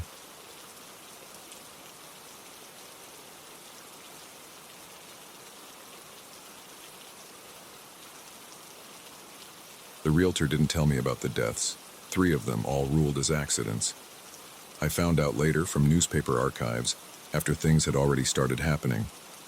But by then, I was too invested, financially and emotionally, in my dream house to walk away. Maybe that's what they were counting on. I bought 47 Cedar Street in October. The price was suspiciously low for a Victorian-era house with original hardwood floors, crown molding, and stained glass windows. The realtor, Sarah Chen, said the previous owner had to sell quickly due to a job transfer. She smiled too much when she said it. The first night, I heard footsteps upstairs while I was unpacking boxes in the kitchen. Heavy steps, like work boots on wood floors. I went up to check. Empty rooms, dust sheets still covering the furniture I hadn't arranged yet. The steps stopped when I reached the second floor. Old houses make noise, I told myself. They settle. And I went back downstairs and poured a glass of whiskey. The footsteps started again the moment I reached the bottom step. That was 3 weeks ago. Now I sit in my study, typing this out because I need someone to know what happened here. My hands shake on the keyboard. The scratching in the wall started an hour ago. It's getting louder, but I should start at the beginning. The day I moved in, Mrs. Rodriguez from next door brought over a casserole. She stood on my porch holding the dish but wouldn't cross the threshold when I invited her in. "Nobody stays here long," she said, her eyes fixed on something behind me. "The house, it doesn't like new people." I laughed. "Houses don't like or dislike anything, Mrs. Rodriguez. They're just buildings." She shook her head. "You'll see. They all see eventually." She thrust the casserole into my hands and hurried back to her house. That night I heard my name for the first time. A whisper, right next to my ear as I was falling asleep. "David." I sat up, heart pounding. The room was empty, moonlight streaming through the bay windows. The temperature had dropped at least 10 degrees. I got up, checked all the doors and windows. Everything was locked. The security system was armed. I took 2 Advil PM and went back to bed. Sleep didn't come until dawn. The next morning, I found all the kitchen cabinets open. Every single one. I know I closed them the night before. I'm obsessive about things like that. My coffee mug was in the sink, though I distinctly remembered leaving it on the counter. Small things kept happening. Keys disappeared and reappeared in strange places. The TV turned on by itself at 3:27 a.m. 3 nights in a row, always to static. My phone would ring, but when I answered, there was only a low humming sound. I started researching the house's history. The local library had archives of the town newspaper going back to the 1800s. The house was built in 1887 by Thomas Preston, a railroad baron. He died in his sleep in 1902. Natural causes, according to the papers. But then I found more recent articles. In 1998, a woman named Janet Cooper fell down the main staircase, broke her neck. The investigation ruled it an accident, though they noted there were no signs of tripping or slipping. In 2005, Mark Webster was found in the basement, apparently electrocuted while doing DIY repairs.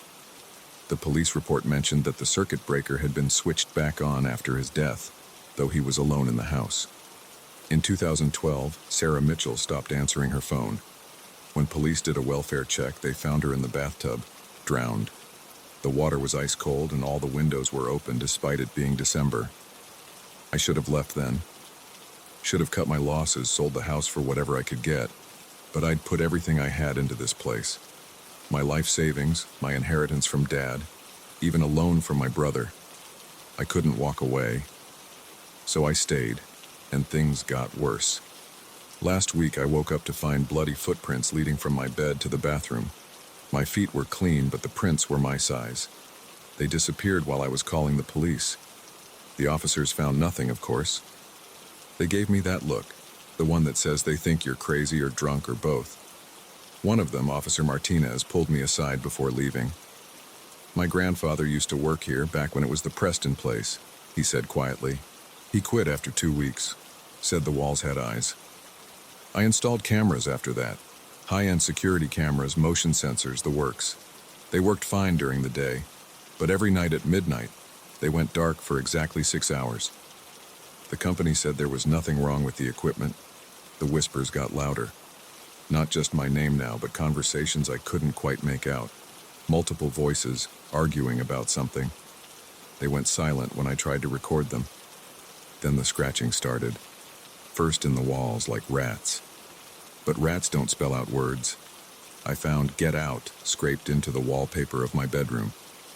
The next day, "leave now" appeared on the bathroom mirror in condensation, though the shower hadn't been used. Last night, things escalated. I was in the kitchen making dinner when all the gas burners on the stove turned on at once. The flames shot up 3 feet high. I couldn't turn them off. The knobs wouldn't move. The fire department had to shut off the gas main. While they were there, one of the firefighters asked me if I'd heard about the other fires. Apparently, there had been 3 separate incidents of mysterious fires in the house over the past century. All 3 previous owners got out alive, but each one moved out immediately after. I'm writing this now because the scratching is different tonight. Louder, more purposeful. It's moving through the walls, circling my study. The temperature keeps dropping. My breath comes out in white clouds, though it's 70 degrees outside. The lights are flickering. My laptop battery was full, but it's draining fast. The scratching is in the ceiling now. Plaster dust is falling on my desk. I can hear footsteps in the hallway. Heavy boots, like that first night. They're getting closer. The door handle is turning slowly. I should run. I need to run. But my legs won't move. The door is opening. There's someone, something, in the doorway. Tall, dark. The shape of a man, but wrong somehow, like a shadow that's forgotten it needs a body to exist. It's reaching for me with hands that are too long, fingers that bend the wrong way. It knows I'm writing about it. It doesn't want me to finish this. But people need to know about 47 Cedar Street. They need to know what happens here. If you're reading this, stay away. The house doesn't just dislike new people, Mrs. Rodriguez. The following text was found on a laptop in the study of 47 Cedar Street. The owner, David Chen, has been missing for 3 days. Police investigation is ongoing. The house remains vacant. Update. 1 week later. They found my body in the basement yesterday. I wasn't dead, just unconscious and severely dehydrated. The doctors can't explain the deep scratches all over my arms and back or why my hair has gone completely white. I don't remember anything after seeing the figure in the doorway. I'm writing this from my hospital bed. The nurses think I had a mental breakdown. The police suspect drugs or carbon monoxide poisoning. They have rational explanations for everything. The footprints, old water damage, the scratches in the walls, house settling, the voices, wind through old pipes. But they weren't there. They didn't hear it whisper their name in the dark. They didn't see what I saw. I signed the papers today to put the house up for sale. Sarah Chen is handling it again. She's already got potential buyers, a young family with 2 kids. I tried to warn them, but Chen interrupted me, talking loudly about the original hardwood floors and crown molding. I see her smile now, the same one she gave me. She knows. They all know. The house will be sold again. Someone else will move in, attracted by the suspiciously low price. The cycle will continue, but at least I got out. I'm one of the lucky ones. though sometimes late at night, I still hear footsteps in my hospital room. And yesterday, a nurse asked me who the tall man in the dark coat was, the one standing by my bed when she came to check my vitals at 3:27 a.m. I didn't have the heart to tell her there was no man in my room. Or maybe there was. Maybe it followed me. Maybe it follows all of us who leave 47 Cedar Street. Maybe we never really leave at all.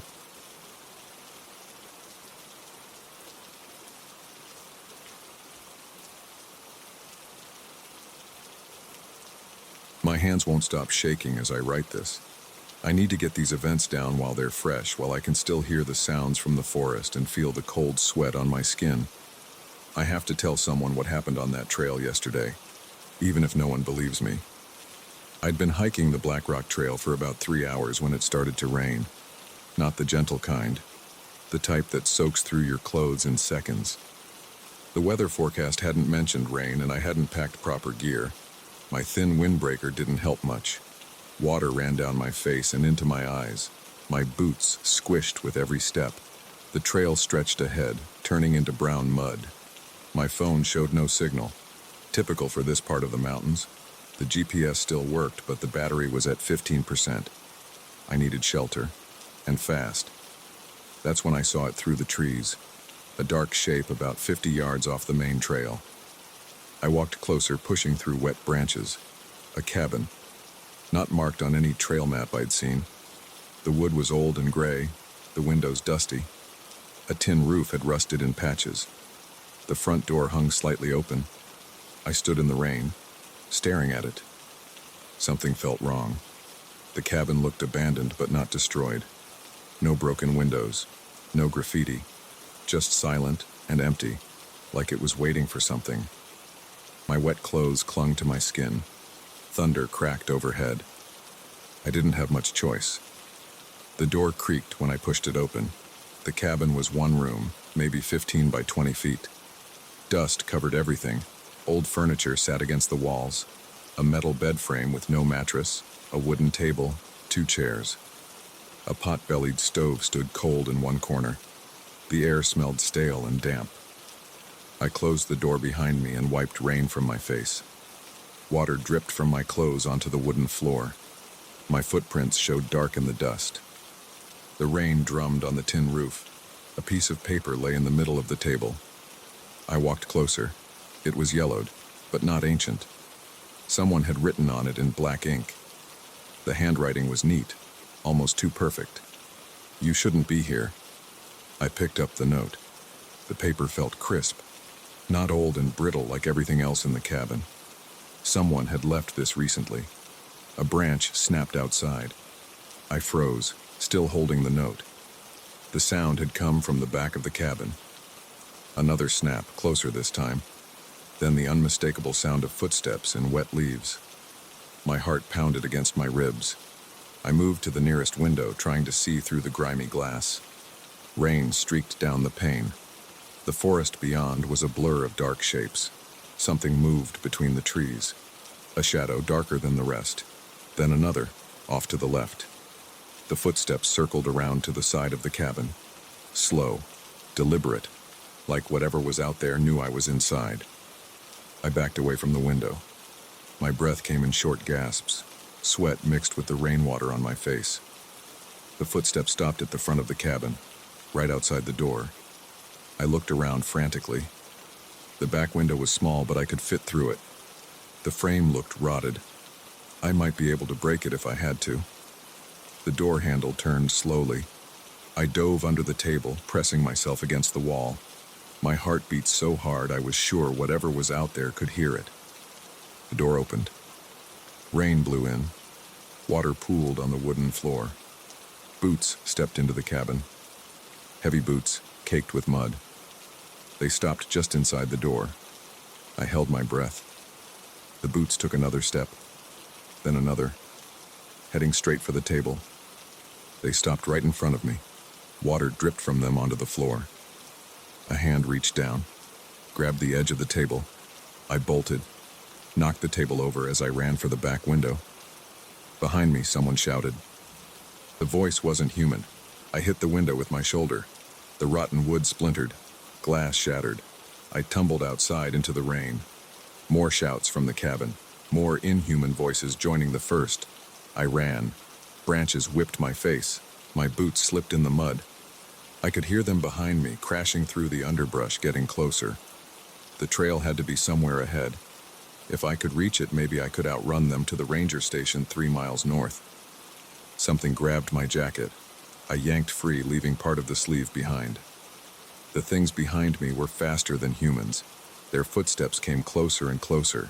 Their breathing sounded wrong, wet and raspy. I burst onto the trail, turned north and ran flat out. My lungs burned. Mud splashed up my legs. The creatures stayed in the forest on either side of the trail. I could see them moving through the trees, dark shapes keeping pace with me, hurting me.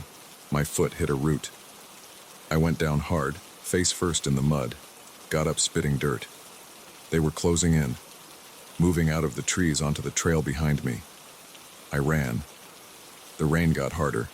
Lightning flashed, showing twisted shapes in the forest. My legs started to give out. I couldn't keep this pace much longer. Up ahead, sunlight broke through the clouds. The rain was stopping. The creatures' footsteps slowed. Their breathing grew fainter. I risked a look back. The shapes retreated into the darkest parts of the forest, melted away between the trees. I didn't stop running until I reached the ranger station. Burst through the door, covered in mud and blood from dozens of scratches. The ranger on duty called the police. They searched the area but found nothing. No cabin, no footprints except mine. No sign anyone or anything had been in those woods. But I have proof. In my pocket, crumpled and wet. The note from the table. The one that warned me I shouldn't have been there. I've been home for hours now. Night has fallen. Rain is starting again. And someone just slipped a piece of paper under my door. I'm afraid to read it, but I can hear breathing outside. Wet, raspy breathing. And footsteps circling my house. Heavy boots in the mud, getting closer. They followed me home.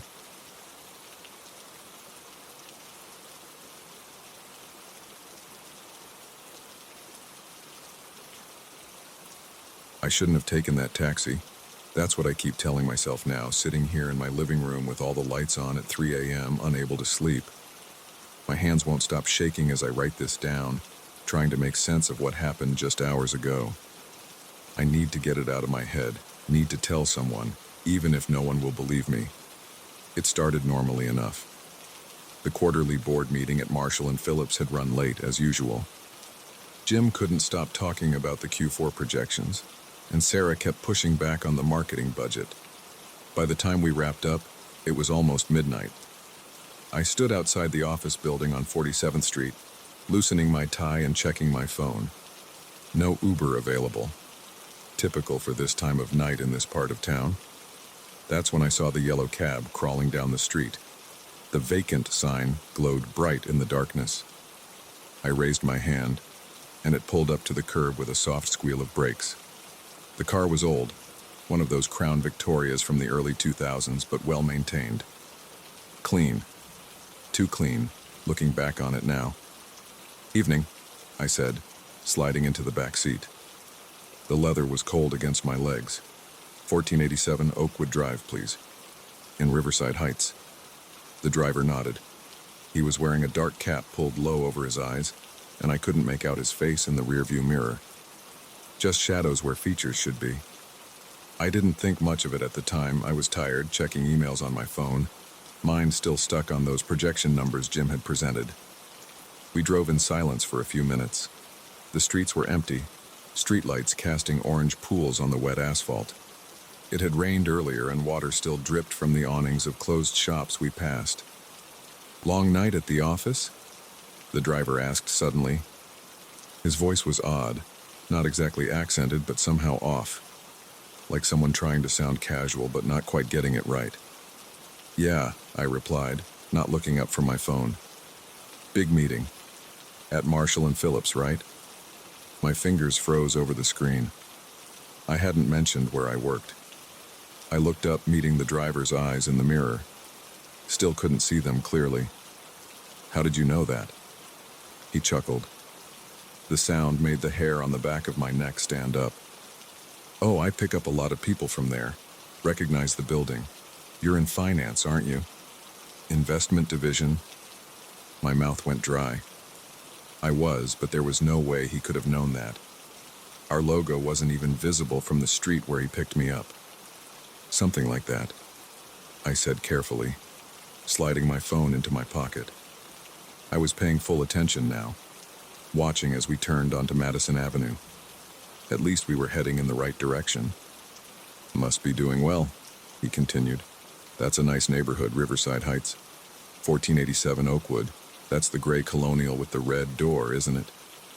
My heart started pounding. I'd never mentioned my house's color, never described it at all. Listen, I said, trying to keep my voice steady. I don't know how you know these things, but your wife picked out that door color, didn't she? He interrupted. Last summer, I think it was. July 15th. Sarah wasn't sure about it at first, but you convinced her. The blood drained from my face. My wife's name was Sarah, and we had painted the door last July, the 15th. I remembered because it was the day before our anniversary. I reached for the door handle, but we were doing 60 down Madison, too fast to jump out safely. My hand moved to my phone instead. I wouldn't bother with that, the driver said calmly. No signal right now. Funny how that happens sometimes, isn't it? He was right. My phone showed no bars. Who are you? I demanded, my voice cracking slightly. What do you want? He didn't answer, just hummed tunelessly as we drove. I recognized the song after a moment. It was You'll Never Walk Alone. The same song that played at my father's funeral 20 years ago. My chest felt tight. I couldn't get enough air.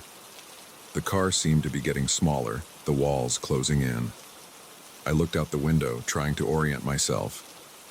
We were in my neighborhood now, the familiar houses sliding past like ghost ships in the darkness. Almost home, the driver said cheerfully. You must be tired after that meeting, especially that argument with Jim about the Q4 numbers. He never does listen, does he? I pressed myself against the door as far from the driver as I could get. My shirt was soaked with sweat now, sticking to my back. The car slowed, turning onto Oakwood Drive. How do you know these things? I whispered. Have you been watching me? He laughed again, that same wrong-sounding laugh. Watching you? No, nothing like that.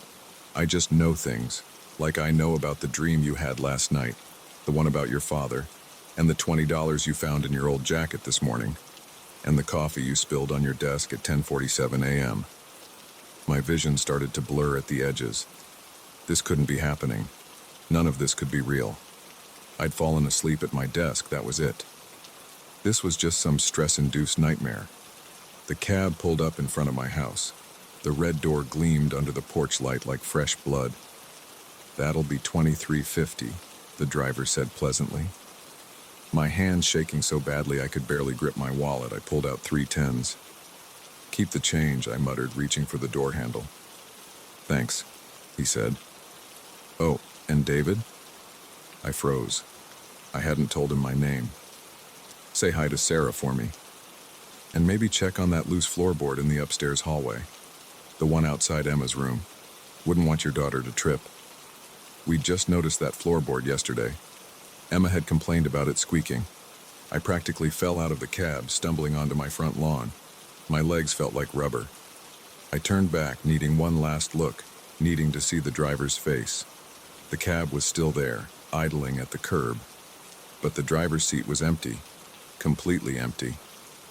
I blinked hard, rubbed my eyes. When I looked again, the cab was gone. No sound of an engine, no taillights disappearing down the street. It had vanished as if it had never been there at all. I ran to my front door, fumbling with my keys, dropping them twice before managing to get inside. I slammed the door shut, locked it, and engaged the deadbolt. Then I checked every window, every door, making sure everything was secure. Sarah came downstairs, rubbing her eyes. David? What's wrong? You look terrible. I opened my mouth to tell her, then closed it. How could I explain what had just happened? That a taxi driver who wasn't there knew everything about our lives. About our past, our present, even our dreams. Bad night, I managed to say. Just a bad night. She frowned, concerned, but didn't press the issue. Come to bed, she said. You're exhausted. But I couldn't sleep, couldn't even close my eyes. I sat in the living room instead, every light blazing, jumping at every sound. The tick of the clock, the hum of the refrigerator, the creak of that loose floorboard upstairs. I've been sitting here for hours now, trying to convince myself there's a rational explanation. Maybe someone's been stalking me, gathering information. Maybe I had a mental breakdown from stress. Maybe I imagined the whole thing. But I know what I saw. Or rather, what I didn't see in that driver's seat. And I keep thinking about something else. Something that makes my stomach twist into knots. When I checked my wallet after coming inside, those 3 tens I'd given the driver, they weren't there. Instead, I found a receipt. A taxi receipt, dated July 15th last year, the day we painted the door. A ride I never took from a cab company that doesn't exist. The sun is coming up now. In a few hours, I'll have to get ready for work. Act normal. Pretend nothing happened. But I know I'll never take another taxi. Never trust another stranger's voice in the darkness. Never feel quite safe again. Because somewhere out there, that empty cab is still driving. Still picking up passengers. Still knowing things it shouldn't know. And I can't shake the feeling that this wasn't just a random encounter. That somehow, for some reason, it chose me. That this was just the beginning of something. The worst part? Deep down, I know I'm right. I know it the same way that driver knew everything about me. And I know with absolute certainty that I'll see that cab again. Just now I heard a car pull up outside. The sound of an engine idling. I don't want to look. Don't want to see what's out there. But I will. I have to. Because somehow I already know what I'll find when I do. A yellow cab, waiting at the curb. Empty.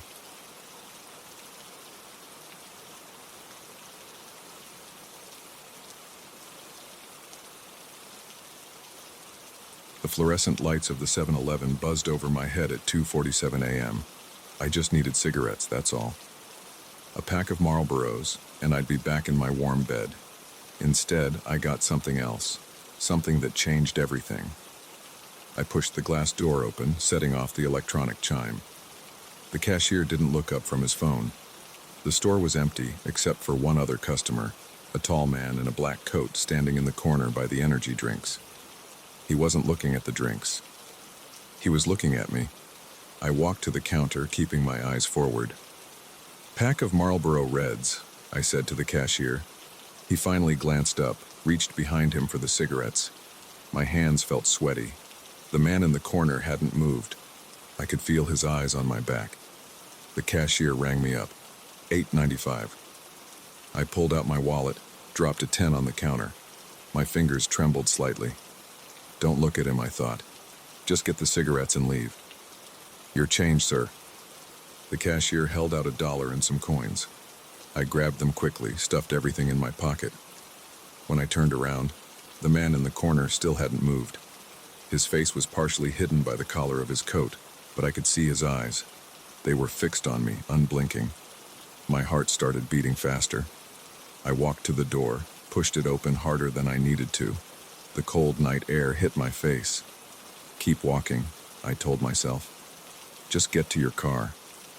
My footsteps echoed on the empty sidewalk. The streetlights cast long shadows across the cracked concrete. After half a block, I heard it. Another set of footsteps behind me. Slow, steady footsteps. I picked up my pace. The footsteps behind me quickened too. My car was parked 3 blocks away in front of my apartment building. Why had I walked to the store? The footsteps got closer. I turned right at the next corner, onto Cedar Street. The footsteps followed. I glanced back quickly.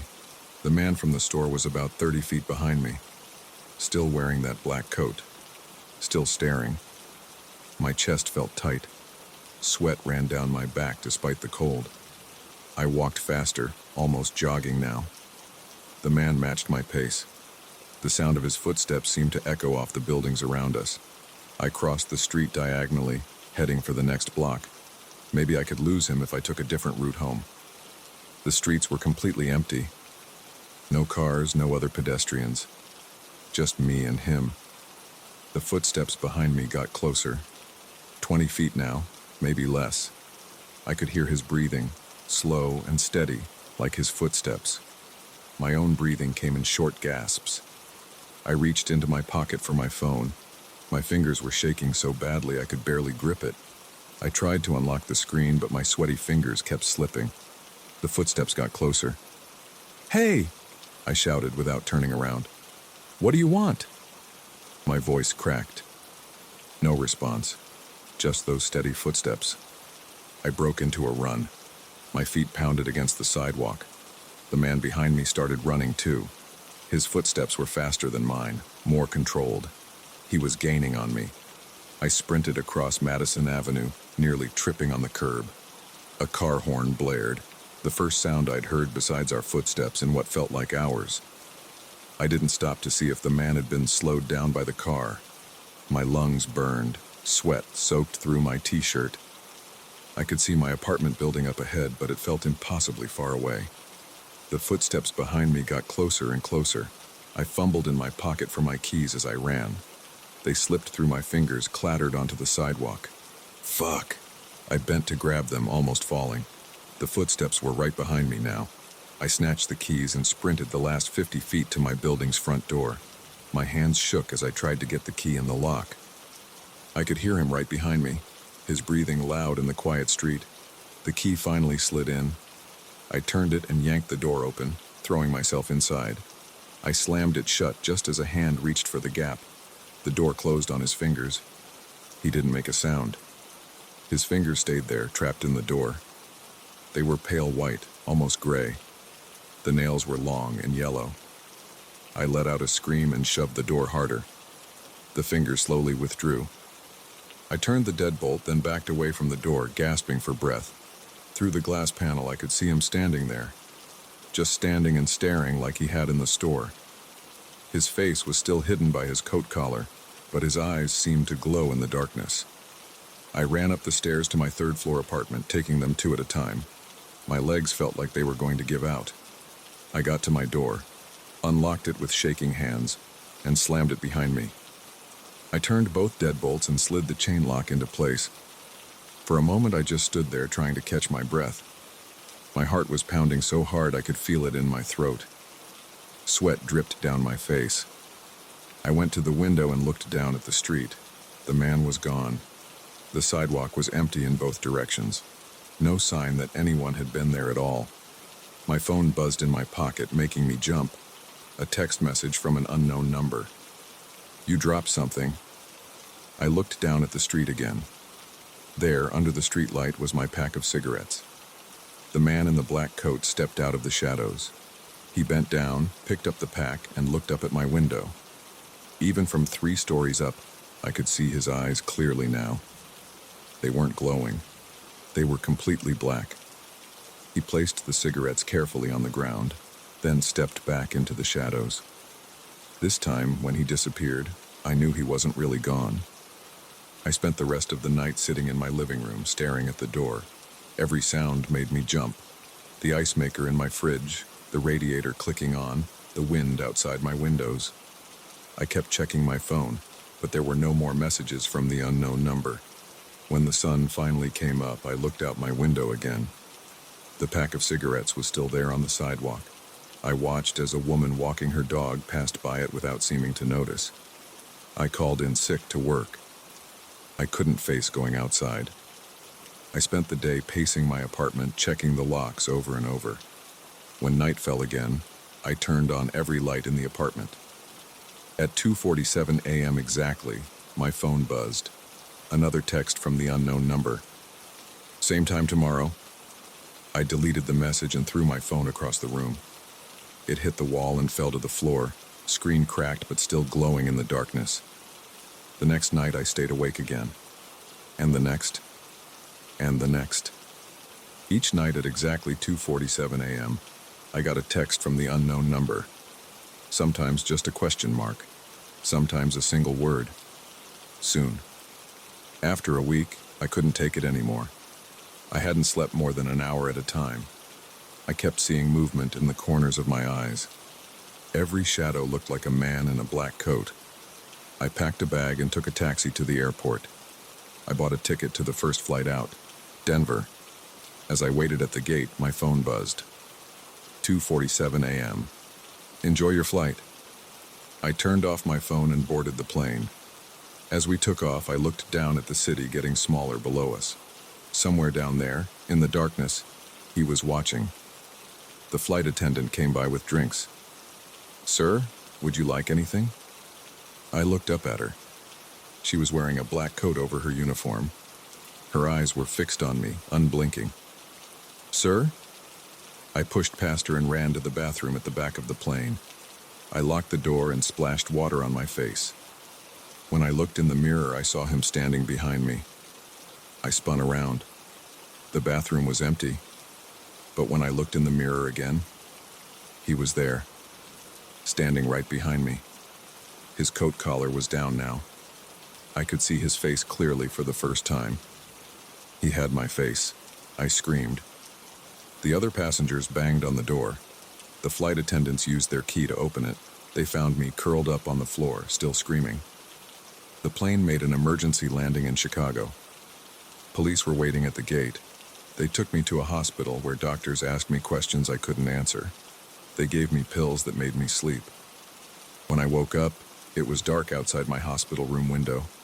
The clock on the wall read 2:46 a.m. My phone was on the bedside table. As I watched, the screen lit up. 2:47 a.m. One new message. "Welcome home."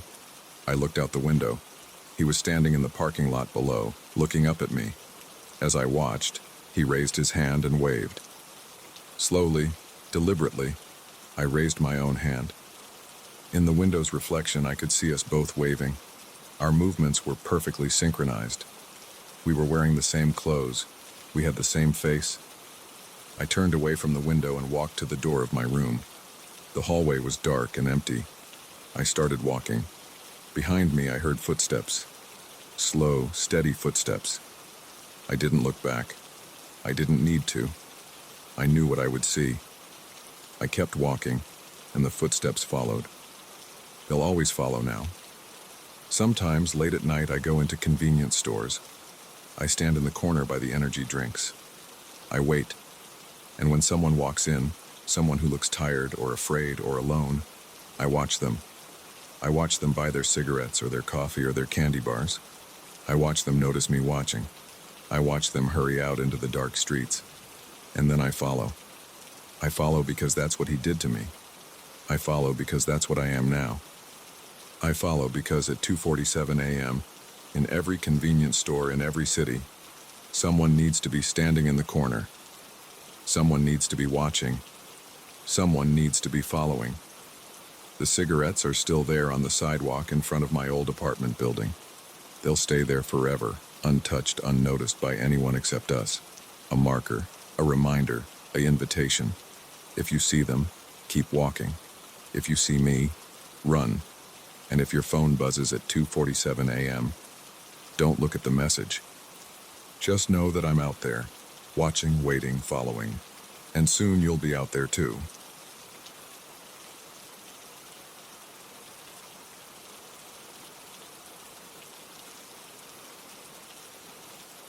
The first call came at 11:47 p.m. on a Tuesday. I remember the exact time because I was staring at my phone, thumb hovering over the screen, debating whether to text Sarah back after our fight. The unknown number lit up my screen and I answered without thinking. Hello? Nothing but breathing on the other end. Heavy, rhythmic breathing like someone was holding the phone right up to their mouth. I waited 10 seconds, then hung up. I didn't think much of it at first. Wrong numbers happen. Pocket dials. Drunk people. But the next night, at exactly 11:47 p.m., the same number called again. This time I let it ring 3 times before answering. The breathing started immediately. Deep inhales and slow exhales, perfectly timed, like a metronome. My neck tightened. Who is this? The breathing continued, unchanged. Listen, if this is some kind of joke, they hung up. By the third night, I was waiting for it, sitting on my couch in my dark apartment, TV muted, phone in hand. 11:47 p.m., like clockwork. I didn't answer this time, just watched it ring until it stopped. 10 seconds later, it rang again. My hands were sweating as I hit the block button. A small victory, no more calls from this creep. I set the phone down and walked to the kitchen for a beer. The text came before I reached the fridge. 1408 Pine Street, apartment 3B. My address. My stomach dropped. I grabbed the counter to steady myself, suddenly dizzy. How did they know where I lived? I double-checked the number. It wasn't the same one that had been calling. This was a different, unknown number. I blocked it immediately, but my hands wouldn't stop shaking. Sleep didn't come easily that night. Every car passing outside my window, every creak in the building sent my heart racing. I checked the door locks 3 times, pulled all the blinds shut, sat in the dark with my back against the wall, phone clutched in my hand like a weapon. The next day at work, I couldn't focus. My eyes kept drifting to my phone, sitting face up on my desk. Karen from accounting asked if I was feeling okay, said I looked pale. I mumbled something about a stomach bug and left early. At the police station, Officer Martinez listened to my story with practiced patience, wrote down the numbers in his little notebook, asked if I had any enemies, anyone who might want to harass me, ex-girlfriends, angry co-workers. When I said no, he handed me a pamphlet about cyberstalking and told me to document everything. But they know where I live, I said. He shrugged. Your address isn't exactly private information these days. Call us back if they make any direct threats. That night, 11:47 p.m., a new number. I watched it ring, hands clenched into fists. When it stopped, another text arrived immediately. You look tired, James. Maybe you should get some sleep. My heart slammed against my ribs. I ran to the windows, yanking the blinds aside, searching the dark street below. Empty, but somewhere out there someone was watching. I called Sarah.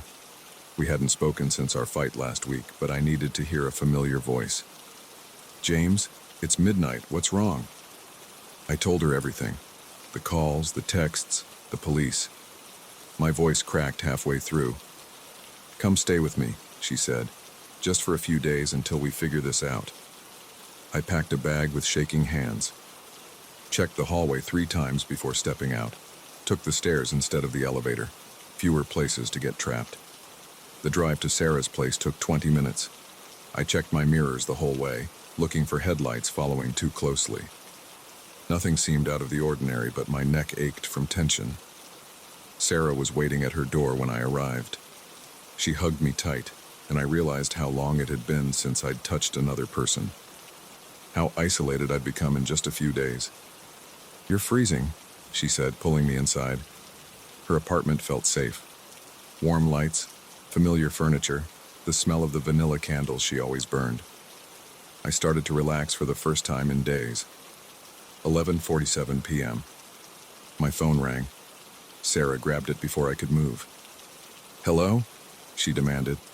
Her face changed as she listened. Hello? Who is this? The breathing was loud enough that I could hear it from across the room. She hung up, hands trembling slightly.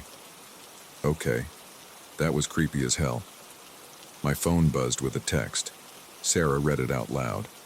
Nice place Sarah has here, 2517 Oakwood Drive, Unit 12. Love what she's done with the balcony garden. The blood drained from my face. Sarah ran to her balcony doors, locking them, then closing the curtains. Her small herb garden was clearly visible from the street.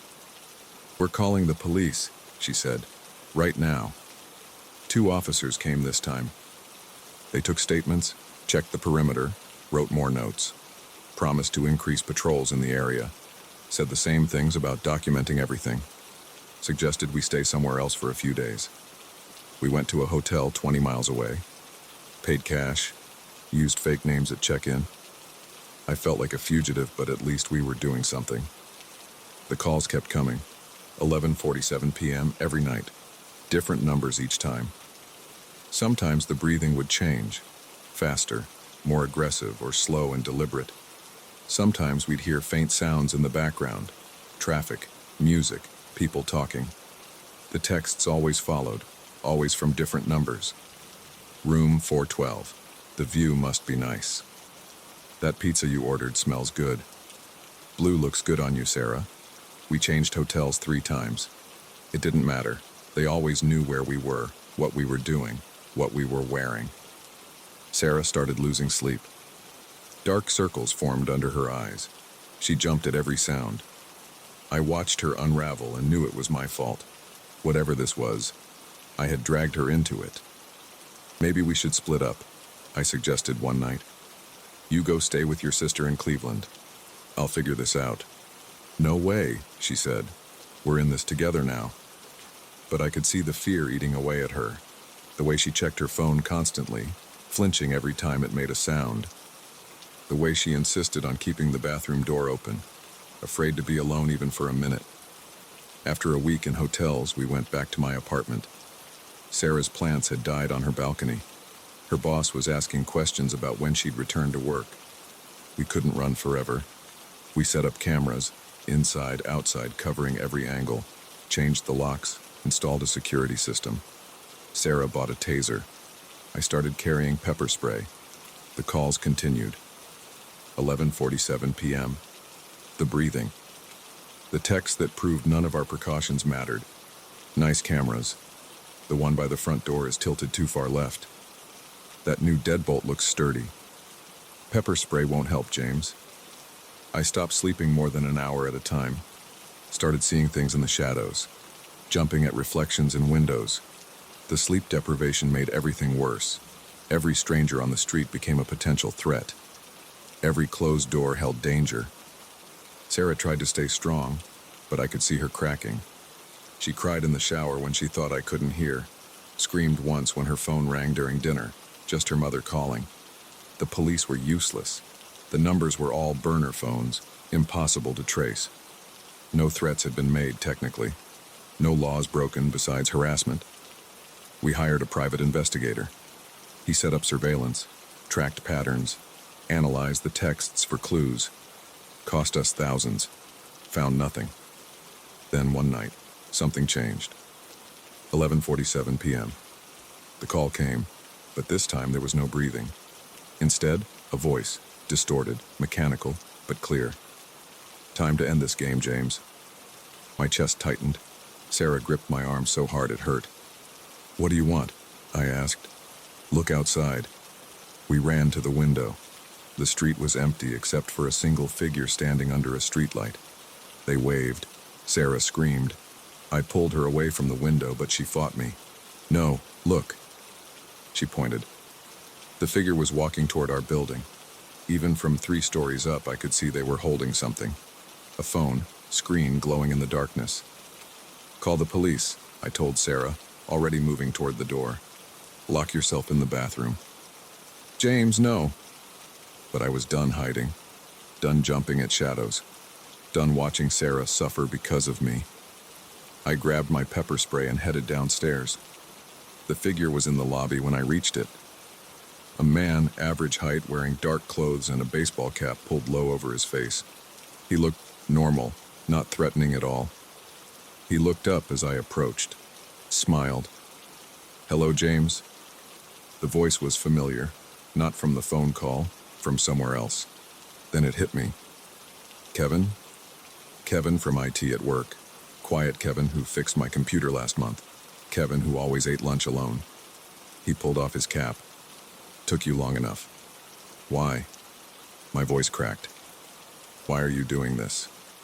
He tilted his head, still smiling that bland smile. Because I could. Because it was fun. Because you never even noticed me until you needed something fixed. Footsteps on the stairs. Sarah and 2 police officers burst into the lobby, weapons drawn. Kevin didn't resist arrest. Kept smiling as they cuffed him. Said nothing else. The investigation revealed everything. How he'd hacked our phones, used work access to track us, set up surveillance. Hidden cameras in my apartment during that computer repair visit. All because he could. all because he was bored and invisible and angry. Months later, I still check my phone at 11:47 p.m. every night. Still flinch when unknown numbers call. Still see Kevin's smile in my nightmares. Sarah moved in permanently. Says she feels safer when we're together. Maybe she's right. Maybe that's the only good thing that came from all this, realizing what matters, who matters. But sometimes, late at night, I wonder if Kevin was working alone. If there were others like him, watching through screens, breathing into phones, playing their games. Sometimes I swear I can still hear breathing on the other end of disconnected calls.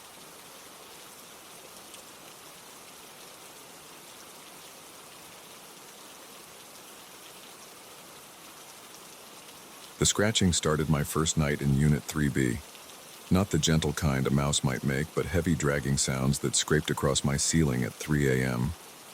I lay in bed, staring up at the white popcorn texture above me, listening to whatever was moving around in apartment 4B. That was when I realized I hadn't seen anyone go in or out of that unit since moving in 3 days ago. The realtor had sold me on this place by talking up the quiet neighbors and peaceful atmosphere. Perfect for a writer looking for solitude, she'd said. The price was right, the Upper West Side location was ideal, and after 6 months of crashing on my brother's couch while my divorce finalized, I needed my own space. But now, on night one, all I could focus on was that heavy scraping sound. I got out of bed and stood on a chair, pressing my palm flat against the ceiling. The vibrations came through clearly, something heavy being dragged across hardwood floors. Back and forth, back and forth. Then a thump that made my ceiling shudder. Sleep didn't come easy that night. Or the next. Or the one after that. The sounds continued like clockwork. Always starting at 3 a.m., always lasting exactly 47 minutes. I know because I timed it. The dragging, the thumps, and sometimes what sounded like muffled speaking in a low, guttural voice I couldn't quite make out. After a week, I'd had enough. I knocked on 4B's door at 6 p.m., figuring that was a reasonable hour to confront a neighbor about noise complaints. No answer. I tried again at 7, then 8. The hall was silent, except for the hum of the fluorescent lights. I caught Mrs. Chen from 3A in the hallway the next morning while getting my mail. She'd lived in the building for 20 years and knew everyone. "Oh, 4B?" she said when I asked about my upstairs neighbor. "I haven't seen anyone go in or out of there for months. Not since the Williams family moved out last summer. Such a shame about their son." That got my attention. "What happened to their son?" She waved her hand dismissively. "Oh, nothing really. He was a troubled boy, got mixed up with drugs. They moved to Connecticut after he disappeared for the 3rd time. Haven't heard from them since." I decided to go straight to the source. Mr. Grayson, our building superintendent, kept his office in the basement. The fluorescent lights buzzed overhead as I descended the concrete stairs, my footsteps echoing in the empty stairwell. His office door was open, classical music playing softly from an old radio. Mr. Grayson sat behind a metal desk, reading a newspaper. He looked up when I knocked on the doorframe. Mr. Harrison from 3B, how are you settling in?" "Actually, that's what I wanted to talk to you about. The tenant above me in 4B. I've been hearing some strange noises at night." He frowned, pushing his reading glasses up his nose. "That's not possible. 4B has been vacant since August." My stomach dropped. "Vacant? Are you sure?" "Absolutely." He pulled out a thick ledger and flipped through the pages. "See here? The Williams family moved out August 15th. We've been doing renovations since then. New floors, fresh paint. No one's lived there for months." I described the noises I'd been hearing. The dragging, the thumps, the voice. His frown deepened. "I have master keys to every unit," he said finally. "Would you like me to check it out?" We went up together. The hallway felt colder than usual as we approached 4B. Mr. Grayson's keys jingled as he found the right one and inserted it into the lock. The door swung open with a creak. Stale air rushed out.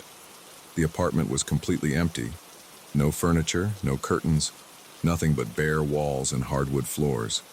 A fine layer of dust covered everything. "See?" Mr.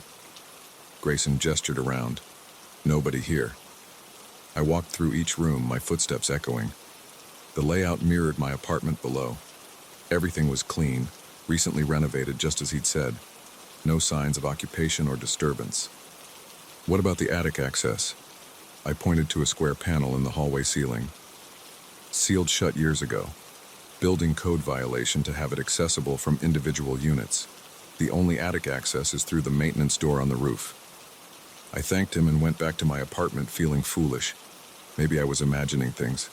The stress of the divorce, the new place, working from home, it was probably all getting to me. That night, the sounds started right on schedule. 3 a.m. Dragging, thumping, that voice. I grabbed my phone and recorded a voice memo, then played it back. The sounds came through clearly. There was no mistaking it. Something was up there. The next day I went to the library and researched the building's history. Nothing notable came up except a small article from 1987 about a suicide. A man had jumped from the roof. The article didn't specify which unit he'd lived in. I started keeping a log of the sounds, noting patterns. They always began at exactly 3 a.m., always lasted 47 minutes. Always followed the same sequence, dragging for about 20 minutes, then thumping, then that voice speaking in what sounded like rhythmic patterns, almost like chanting. 2 weeks in, I noticed something new. Black liquid had started seeping through my ceiling right above my bed. Just a few drops at first. I put a bucket underneath. By morning, the liquid was gone, leaving no stains. I took a sample with a Q-tip and brought it to a friend who worked in a medical lab. The results came back inconclusive. Some kind of organic matter, she said, but not blood or any other bodily fluid I'm familiar with. The drops became a steady drip, then a stream, always between 3 a.m. and 3:47 a.m., always disappearing by morning without a trace. I started sleeping on my couch. One night I decided I'd had enough. When the sounds began, I grabbed a flashlight and went upstairs. The hallway was pitch black. All the fluorescent bulbs had burnt out simultaneously. 4B's door was closed, as always. I pressed my ear against it. The dragging sound was louder here, accompanied by what sounded like heavy breathing. I tried the handle. Locked. Then I remembered something. During my apartment hunt, I'd viewed several units in this building. They all had the same contractor-grade locks. I'd kept the spare key from my own unit. Maybe it would work on 4B. My hands shook as I inserted the key. It fit perfectly. I turned it slowly, hearing the mechanism click. The door swung open. The apartment wasn't empty anymore. Black liquid covered the floors, ankle deep. It rippled with movement, though there was no breeze.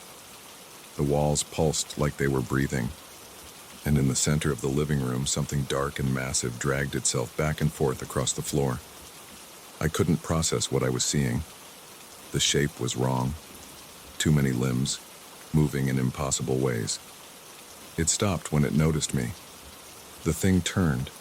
I saw eyes, dozens of them, glowing faintly in the darkness. That guttural voice emerged from somewhere within its mass, speaking words that hurt my ears and made my vision blur. I ran. Back in my apartment, I shoved furniture against the door. The ceiling shuddered violently. Black liquid poured down in sheets. I called Mr. Grayson. No answer. Police next. They said they'd send someone. 2 officers arrived 20 minutes later. We went up together. The door to 4B was locked again. When Mr. Grayson opened it, the apartment was empty. No liquid, no creature, just bare floors and walls. "Are you sure you weren't dreaming?"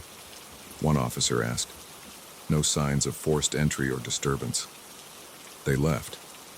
Mr. Grayson gave me a concerned look before heading back to his office. I spent the rest of the night researching.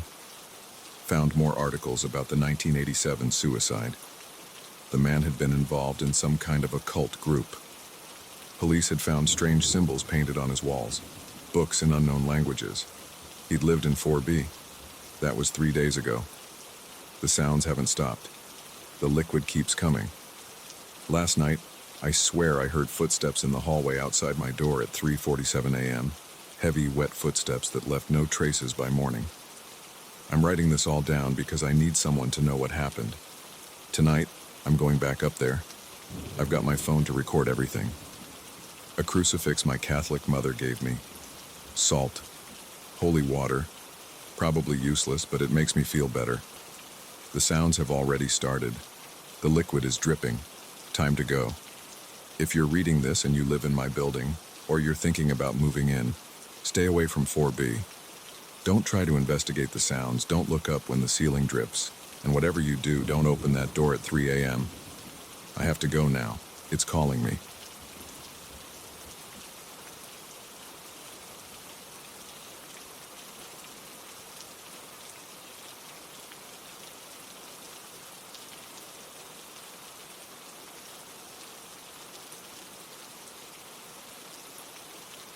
The first bang made me drop my phone. It was 11:42 p.m. and I was about to head to bed when I heard it. A loud metallic crash from the basement. The rain outside was getting heavier, drumming against the windows of my rental house. But that sound was different. Distinct. Inside. I stood in my living room, not moving. The TV was off. The house was dark except for the lamp next to my couch. I waited, holding my breath, straining to hear anything else over the rain. 10 seconds passed. 20. Then another crash, followed by what sounded like something being dragged across the concrete floor. My throat went dry. I'd only moved into this house 2 weeks ago, and I hadn't spent much time in the basement. Just enough to set up my washer and dryer, check the furnace, and stack some boxes. The landlord had said something about the previous tenant leaving in a hurry, but I hadn't thought much about it at the time. I grabbed my phone and turned on the flashlight. The beam cut through the darkness, illuminating the basement door at the end of the hallway. My hand was shaking slightly. I told myself it was probably just a raccoon that had found its way in through one of the small ground-level windows. Or maybe some pipes were loose. The house was old, built in the 1940s according to the rental agreement. Another scraping sound. This one was longer, more deliberate. It didn't sound like an animal. I walked to the kitchen and grabbed a knife from the wooden block on the counter. It was the biggest one I had, a chef's knife with an 8-inch blade. The handle felt cold and unfamiliar in my grip. I'd only used it to cut vegetables before. The basement door was closed. I put my hand on the brass doorknob and it was ice cold against my palm. My heart was pounding so hard I could feel it in my throat. I turned the knob slowly, trying to be quiet, but it made a small click anyway. I pulled the door open. The hinges creaked, a high-pitched sound that seemed too loud in the quiet house. The basement stairs disappeared into absolute darkness below. My flashlight beam showed the first few wooden steps, worn smooth from decades of use. The musty smell of the basement drifted up. Concrete, old cardboard, and something else I couldn't identify. Another crash from below, louder this time. I jumped, and my flashlight beam jerked across the wall. Something had fallen over down there, or been knocked over. "Hello?" I called out. My voice sounded strange and thin. "Is someone there?" No response, just the sound of rain outside and my own breathing, which was getting faster. I took the first step down. The wood creaked under my weight. Another step. The darkness seemed to press in around my flashlight beam, making the circle of light seem smaller than it should be. 5 more steps to go. I reached the bottom of the stairs and swept my flashlight around the basement. The beam caught the washer and dryer against the far wall, the stack of moving boxes in the corner, the old metal shelving unit filled with dusty jars and tools left by previous tenants. Everything looked normal, except the floor was wet. Not just damp like you'd expect in a basement during a rainstorm, but actually wet, with puddles reflecting my flashlight beam. And the puddles were spreading out from behind the large workbench that took up most of the back wall. I heard breathing. Not my own. This was deeper, raspier, coming from the same direction as the puddles. My hands were shaking so badly now that the flashlight beam bounced wildly around the room. The knife felt useless and small. "I'm calling the police," I said. trying to make my voice sound strong and confident. It came out as barely more than a whisper. The breathing stopped. Complete silence fell over the basement, broken only by the distant sound of rain. Then something moved behind the workbench. Something big. I heard the scrape of what sounded like claws or nails on concrete. A dark shape rose up, blocking part of the wall. I turned and ran. My foot caught on the bottom step and I fell forward, slamming my knee into the wooden stair. The knife clattered out of my hand. I scrambled up the stairs on all fours, not looking back, my breath coming in short gasps. Behind me, I heard heavy footsteps on the concrete floor. I reached the top of the stairs and slammed the door shut. My hands were shaking so badly I could barely work the deadbolt. Just as it clicked into place, something hit the other side of the door. Hard. The whole frame shuddered. I stumbled backward into the hallway wall. Another impact, even harder. The door frame cracked. I turned and ran for the front door, my knee screaming in pain. I had to get out, had to get help. Behind me, I heard wood splintering. I reached the front door and grabbed the handle. It didn't move. I'd locked it earlier, a habit from living in the city. My keys were on the kitchen counter, 20 feet away, past the basement door. A tremendous crash from behind me. The sound of wood breaking apart. Heavy footsteps in the hallway. I ran for the kitchen. My socked feet slipped on the hardwood floor and I nearly fell. I could hear it behind me, breathing, moving fast. The smell hit me, like wet leather and rotting meat. My keys were right where I'd left them, next to the knife block. I grabbed them, turned to run back to the front door and saw it. The thing filled the kitchen doorway. It was tall, so tall it had to stoop under the frame. Its skin was dark and slick like wet leather, but covered in what looked like barnacles or scales. Long arms hung down past its knees, ending in hands with too many fingers. Its face. I threw the knife block at it. The whole thing, wood block and all the knives. It raised one of those long arms to block them. The knives clattered to the floor. It took a step forward. Those long fingers flexed, showing curved black claws. The back door. It was right behind me. I spun and ran, fumbling with my keys. I could feel it right behind me, reaching for me. The smell was overwhelming now. My trembling hands found the right key somehow and jammed it into the lock. Something grabbed the back of my shirt. I jerked forward, hearing the fabric tear. The door swung open and I burst out into the rain. I ran across the backyard, my feet slipping in the wet grass. The rain was coming down in sheets now. I could barely see. I reached the fence and scrambled over it, not even feeling the pain as the rough wood scraped my hands. I landed in my neighbor's yard and kept running. Their motion sensor light came on, momentarily blinding me. I ran toward the street, my heart feeling like it would explode. Behind me, I heard an inhuman sound, something between a roar and a screech. It made my teeth hurt and my stomach clench, but it was farther away now.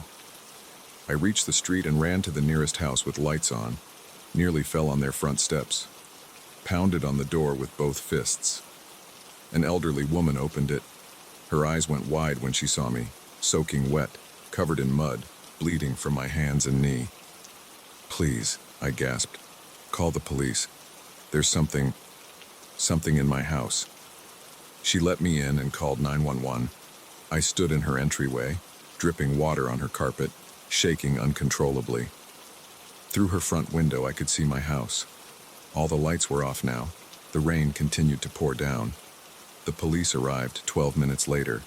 They searched the house thoroughly, found the broken basement door, the wet floor, the scattered knives. But whatever had been in there was gone. The only evidence of its presence was a broken window in the basement, broken from the inside out, with a trail of wet footprints leading into the backyard and stopping at the fence. They took my statement, but I could tell they didn't believe me. How could they? I barely believed it myself, and I'd seen it. They suggested it might have been an intruder wearing some kind of costume, said they'd increase patrols in the area, told me to call if I saw anything suspicious. I checked into a hotel that night. The next morning, I called my landlord and broke my lease. Lost my security deposit, but I didn't care. I wasn't going back to that house. It's been 3 months now. I live in an apartment on the third floor, no basement. I've tried to convince myself that what I saw wasn't real, that it was just an intruder, like the police said, or that the stress of moving and starting a new job had somehow caused me to hallucinate. But sometimes when it rains at night, I remember the smell, the way it moved, those long fingers with too many joints. And I wonder about the previous tenant who left in such a hurry. Wonder if they saw what I saw. Wonder if they ran too. I watch the news sometimes looking for stories about break-ins or disappearances in that neighborhood. So far, nothing. But last week I drove past the house. There was a for rent sign in the front yard again. The most recent tenants had moved out after just 1 month. I wanted to stop, to warn them, whoever might be thinking about renting that house. Tell them about what lives in the basement. But who would believe me? I barely believe it myself. So I drove on. But I check the news every day. And when it rains at night, I lie awake in my third-floor apartment, listening to the water hitting the windows. And I wonder if it's still down there, in that basement, waiting for the next tenant, waiting for the next rainy night. Sometimes I dream about what would have happened if I hadn't gotten out in time, if those long fingers had caught me, if I'd seen what was under those barnacles and scales, if I'd learned why it was there, what it wanted. But mostly, I try not to think about it at all. I keep my doors locked. I don't go into basements anymore. And when people ask me why I broke my lease, why I moved so suddenly, I tell them there were problems with the plumbing. It's easier that way. Simpler. But every now and then, when I'm alone at night and hear an unexpected sound, my heart starts racing. My palms get sweaty. And for a split second I smell wet leather and rotting meat. I know it's just my imagination. Has to be. But I keep a packed bag in my closet anyway, just in case. Because I learned something that night in the basement. Sometimes the things we tell ourselves can't be real are. And sometimes the only thing you can do is run. The police never found an explanation for what happened. The landlord hired someone to fix the basement door and clean up the mess. The house is occupied again now. I drive by sometimes, even though I tell myself not to. The lights are always on after dark. Every single one. Like whoever lives there now is trying to keep something away. Something that lives in the darkness. Something that comes out when it rains. I should stop checking. Stop driving by. Stop thinking about it. But I can't. Because I know what's down there. And I know that sooner or later, on another rainy night, someone else will hear those sounds coming from the basement. They'll go down those stairs with a flashlight, thinking it's just their imagination. Just the rain. Just the old house settling. And maybe they'll get lucky like I did. Maybe they'll run fast enough, or maybe... I try not to think about the maybe. I try not to think about the basement at all. But sometimes when the rain is heavy and the wind is strong, I find myself wondering about those long fingers, those too many joints, that smell. And I wonder if somewhere, in that basement, it's wondering about me too. The next morning after it happened, after I'd checked out of the hotel, I went back to the house with 2 police officers to get some of my things. The basement door was still broken, hanging off its hinges. The floor was dry now, but there were marks on the concrete. Long scratches that hadn't been there before. And in one corner behind the workbench where I'd first seen it rise up, we found something else. A hole in the wall. Not broken through, but carefully carved or dissolved somehow. The edges were smooth like melted wax. It went deep into the foundation, disappearing into darkness. The officers shone their flashlights into it but couldn't see the end. They called in a building inspector. He said the hole shouldn't be possible, that the foundation was solid concrete 2 feet thick. Said he'd never seen anything like it. They sealed it up with concrete that afternoon. But sometimes I wonder if that was enough. If anything could really seal up a hole like that. The new tenants probably don't know about it. The landlord wouldn't tell them. Bad for business. They probably think the extra deadbolt on the basement door is for security. Probably think the scratches on the floor are from moving furniture.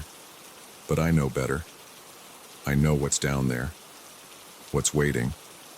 And sometimes, on nights like tonight, when the rain is pounding against my windows and the wind is howling. I think about those new tenants. I think about that hole in the basement wall, and I wonder if the concrete they used to seal it is still holding. I wonder if they check it, like I would if I still lived there. I wonder if they notice when the rain starts, if they hear the sounds from below. I wonder if they know how lucky they are. Each morning they wake up and everything is normal. Because I know the truth now. I know that sometimes the things that go bump in the night are real. Sometimes they have too many fingers and smell like wet leather and rotting meat. Sometimes they live in basements and wait for rainy nights. And sometimes, if you're very lucky, you get away. You get to live in a third-floor apartment with no basement and tell yourself it was all just your imagination. But you never really believe it. You never really forget. And you never ever go into basements again.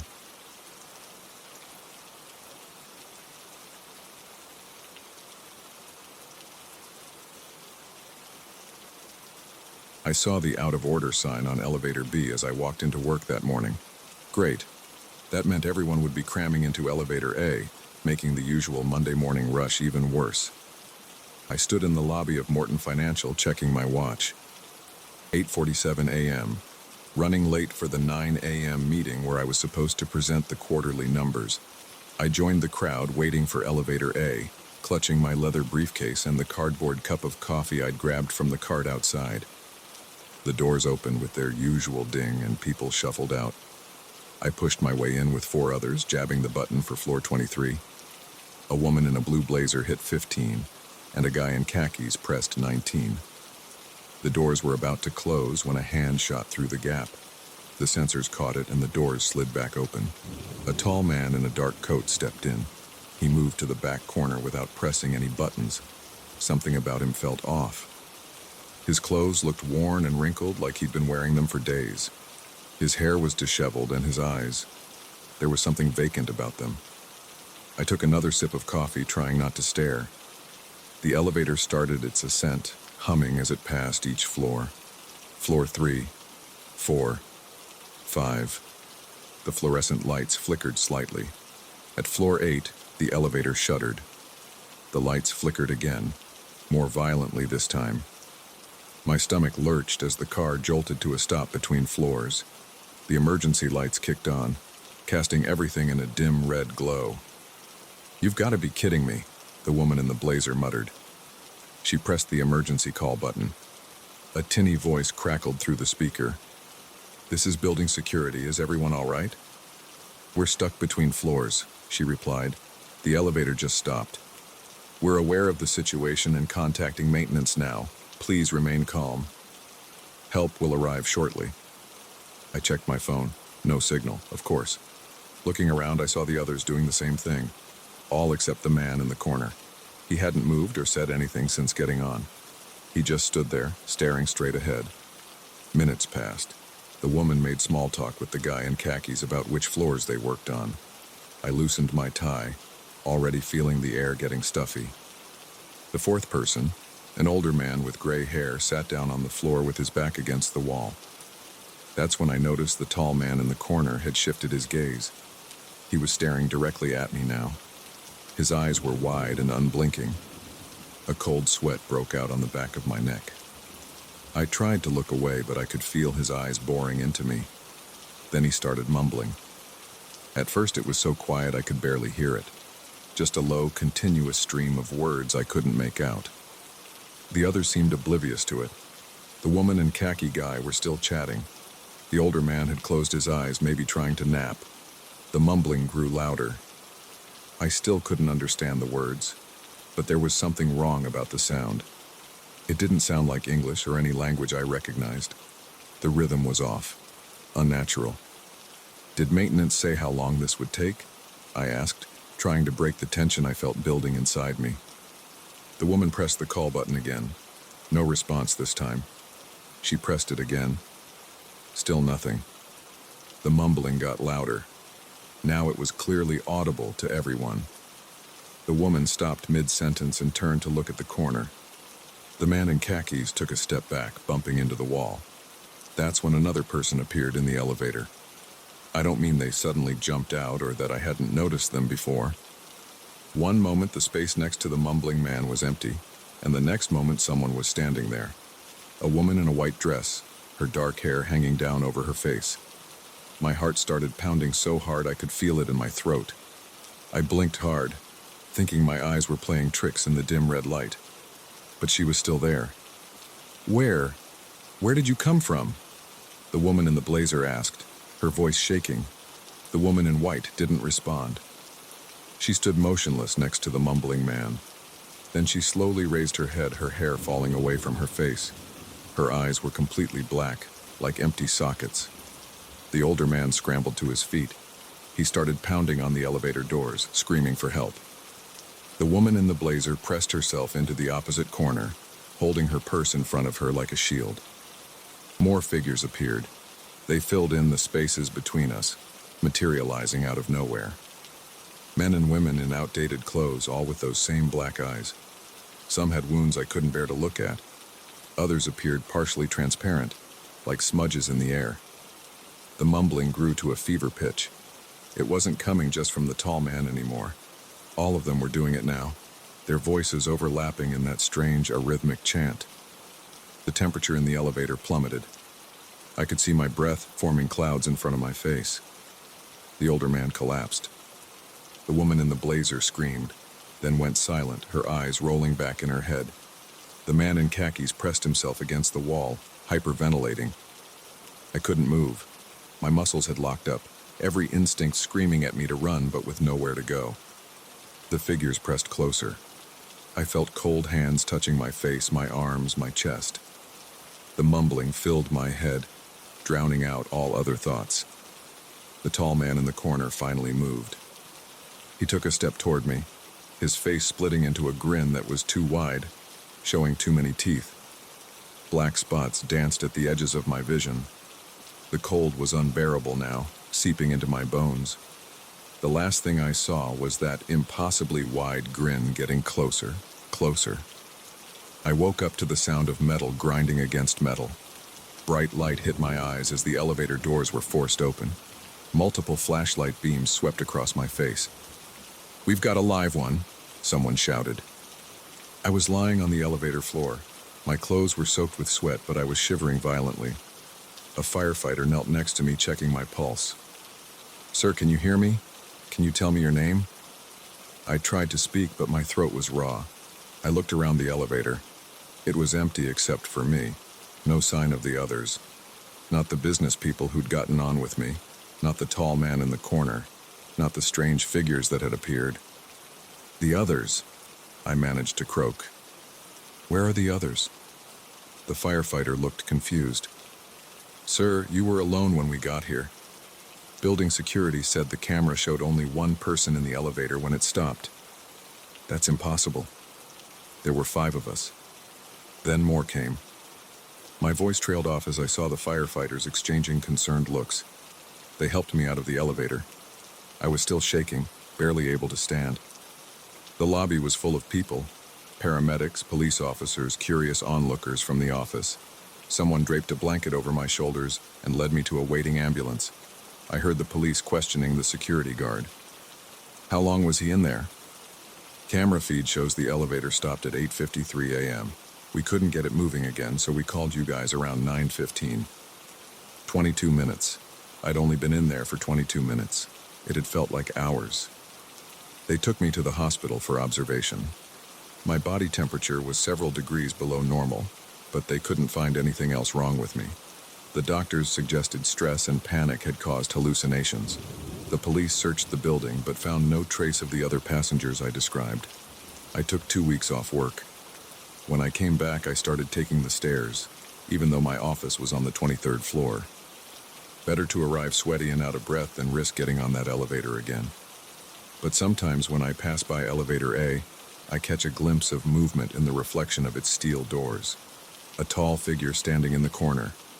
And in the quiet moments, when the office is almost empty, I swear I can hear that mumbling, that strange rhythmic chant that makes no sense in any human language. I've asked around about the building's history. No one talks about it officially, but I've heard stories. Stories about people going missing in that elevator over the years. About maintenance workers finding strange marks on the walls during inspections. About security cameras catching impossible images in the middle of the night. The out of order sign appeared on elevator A last week. I watched them put yellow caution tape across the doors. But at night, when the cleaning crew is gone and the floors are empty, I sometimes hear the mechanisms whirring, the cables moving. And if you stand in the lobby long enough, you might hear a ding, and the doors will slide open to an empty car. Just don't get in, especially if you see a tall man standing in the corner staring at you with those empty eyes. Because if you do, you might find out where those other passengers went.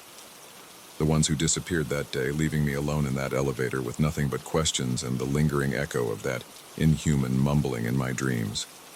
The police never found any trace of them. The security footage only showed me entering the elevator that morning. According to the official report, I was alone the entire time. But I know what I saw. I know what happened in those 22 minutes that felt like an eternity. Sometimes I think about the woman in the blazer, the man in khakis, and the older man with gray hair. I wonder if they're still there, trapped between floors with those things that appeared out of nowhere. I wonder if they're part of that impossible crowd now, appearing to new passengers, mumbling those strange words. Most of all, I wonder about the tall man who got on last. Was he one of them all along? Was he the one who brought the others?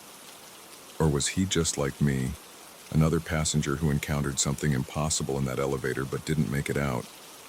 I'll never know the answers. I've tried to move on, to convince myself it was all a stress-induced hallucination like the doctor said. But every morning when I climb those 23 flights of stairs, I hear the distant sound of elevator cables moving, of doors opening and closing. And sometimes, just sometimes, I hear something else. A quiet mumbling that echoes up the stairwell, speaking words that no human mouth was meant to form. I've thought about finding another job, moving to a building without elevators. But deep down, I know it wouldn't matter. Whatever I encountered that day, whatever exists in that space between floors, it's not confined to one elevator in one building. It's everywhere, waiting in those metal boxes we trust to carry us up and down every day, waiting for the right moment, the right passenger. So take the stairs, watch the reflections in those steel doors. And if you ever find yourself in an elevator with a tall man who won't stop staring, get out. Get out before the lights flicker, before the car shudders to a stop, before the mumbling starts. Get out before you discover what waits in that space between floors, where the normal rules of our world don't apply, and where some passengers never reach their destination. Because sometimes, the worst part isn't what you see in that red emergency lighting. It's not the cold hands or the black eyes or the impossible appearances. The worst part is surviving, walking away, and spending the rest of your life knowing that they're still there, still waiting, still mumbling those words that no one was ever meant to hear. And sometimes, late at night when I can't sleep, I wonder if I really did survive. If this life I'm living now isn't just another kind of elevator, another kind of between space, where I only think I escaped. Because ever since that day, nothing has felt quite real. The world seems slightly off, like a picture hanging crooked on a wall.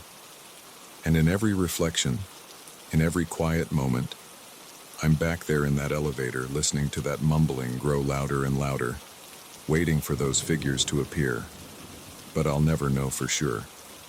All I can do is take the stairs, avoid the reflections, and try not to think about what's waiting in those metal boxes, riding up and down, carrying passengers to destinations they never intended to reach.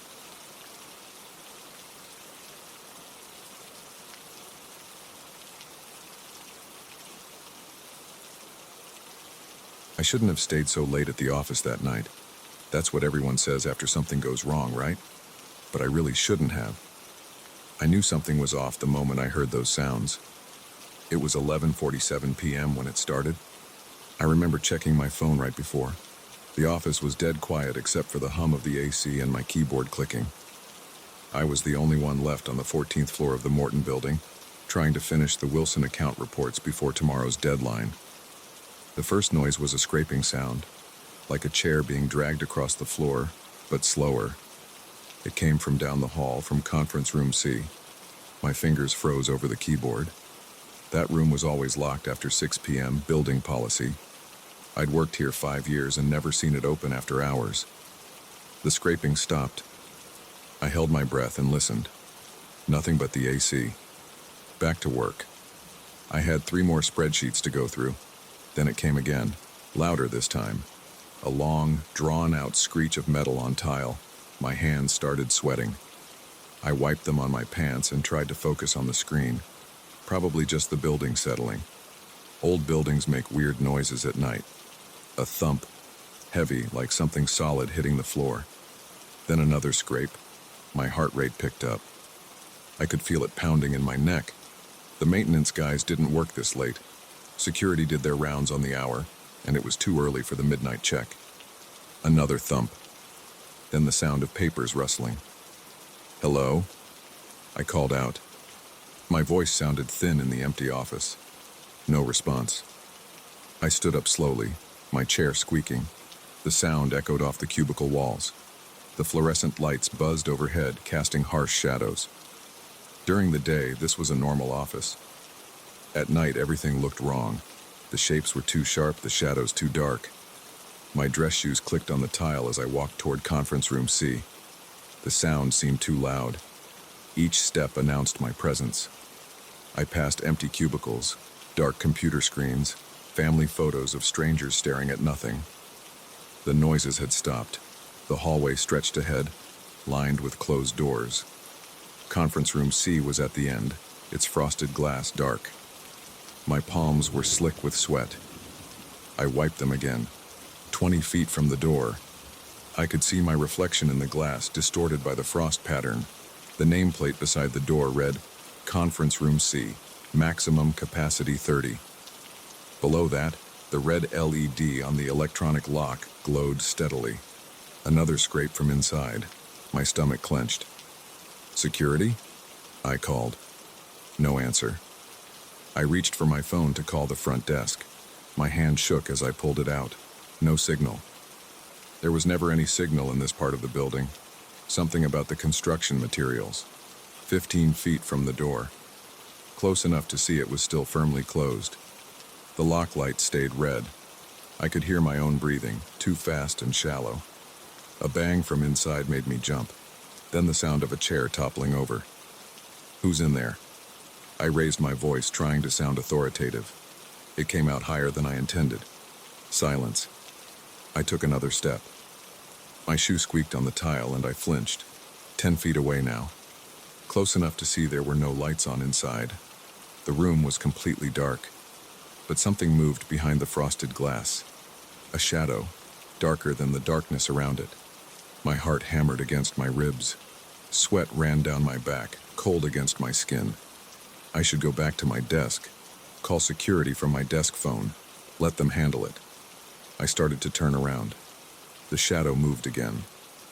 Then a sound like fingernails dragging down the inside of the door. Slow, deliberate. My legs wouldn't move. The scratching continued, moving from top to bottom. Then silence. 5 feet from the door, close enough to touch it. I reached for the handle with a trembling hand. It was cold, ice cold. The metal seemed to burn against my palm. I tried it. Locked. Of course it was locked. It was always locked after 6 p.m. But something was in there. Something that shouldn't be there. I pressed my ear against the door. The glass was cold too, like pressing against a block of ice. I held my breath and listened. Nothing at first. Then, so quiet I almost missed it, the sound of breathing. Not my breathing. This came from inside. Slow and raspy, like something was wrong with the lungs making the sound. I jerked away from the door. My heart was trying to punch its way out of my chest. "I'm calling security," I said loudly. My voice cracked. The breathing stopped. I fumbled in my pocket for my keycard. Every employee had access to the conference rooms during business hours. I knew it wouldn't work now, but I had to check. Had to be sure. My hand shook so badly I almost dropped the card. I held it up to the reader. The red light stayed red. The lock didn't click. Something scraped across the floor inside, moving closer to the door. The shadow behind the frosted glass grew darker, larger. I stumbled backward. My heel caught on nothing and I almost fell. A thud against the door, like something heavy leaning against it. The scratching started again. Not on the glass this time, on the metal around the lock.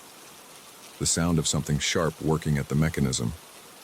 I turned and ran. My footsteps echoed through the empty office, past the cubicles, past my desk, toward the elevator. I jabbed the down button repeatedly, my finger slipping on the plastic. Behind me, a click. The sound of a door opening. The elevator didn't come. I hit the button again. Again. The display showed it was on the 3rd floor, not moving. Footsteps in the hallway. Slow, dragging footsteps. I ran for the stairs, yanked the door open. The stairwell was dark. Emergency lights cast a sickly green glow every few landings.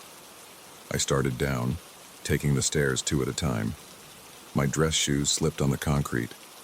I grabbed the railing to keep from falling. Above me, the door opened again. The footsteps entered the stairwell. I ran faster. My lungs burned. Sweat soaked through my shirt. 13 flights to go. The footsteps followed, getting closer. The dragging sound echoed off the walls, distorting, multiplying. It seemed to come from everywhere at once. 12 flights. 11. My legs ached. I couldn't get enough air. The footsteps were right above me now. I could hear the breathing again. That wet, raspy sound. 10 flights. 9. The emergency lights flickered. Something grabbed the back of my jacket. Cold fingers brushed my neck. I screamed and jerked away. The fabric tore.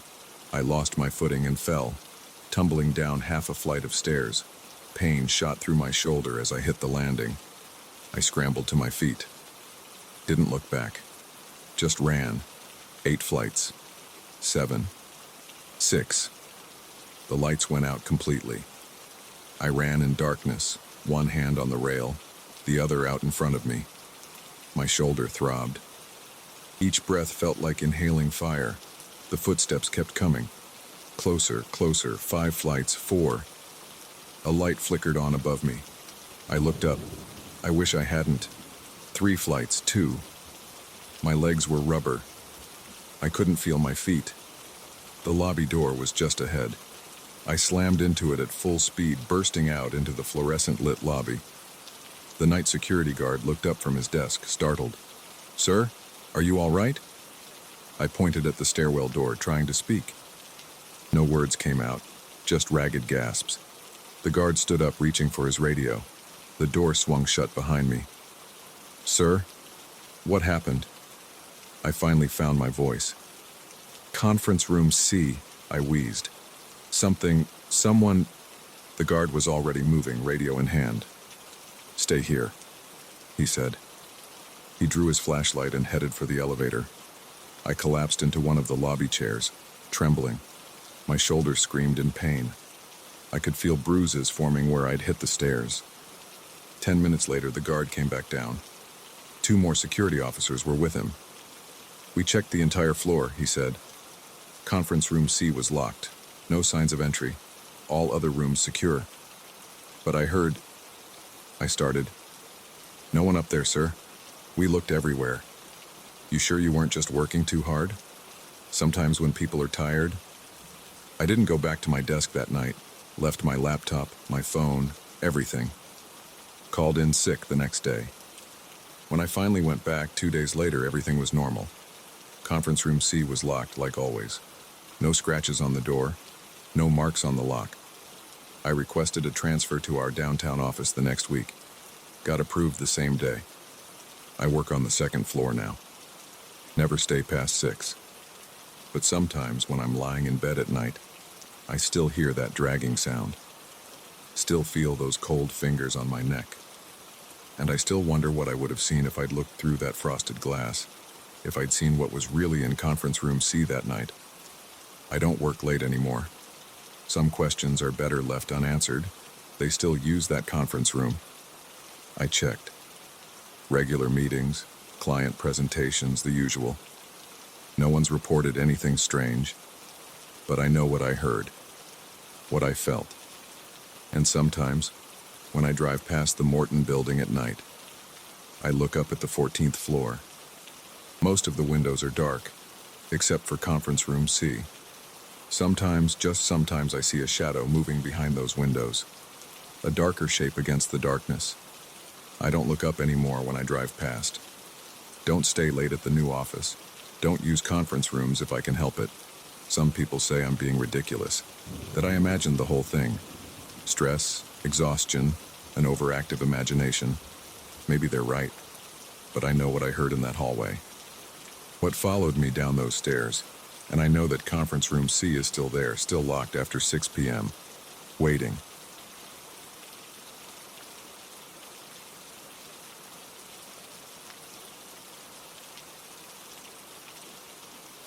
Three sharp knocks jolted me from sleep at 2:47 a.m. The sound came from the back door, not the front where visitors usually knocked. I sat up in bed, my heart already pounding.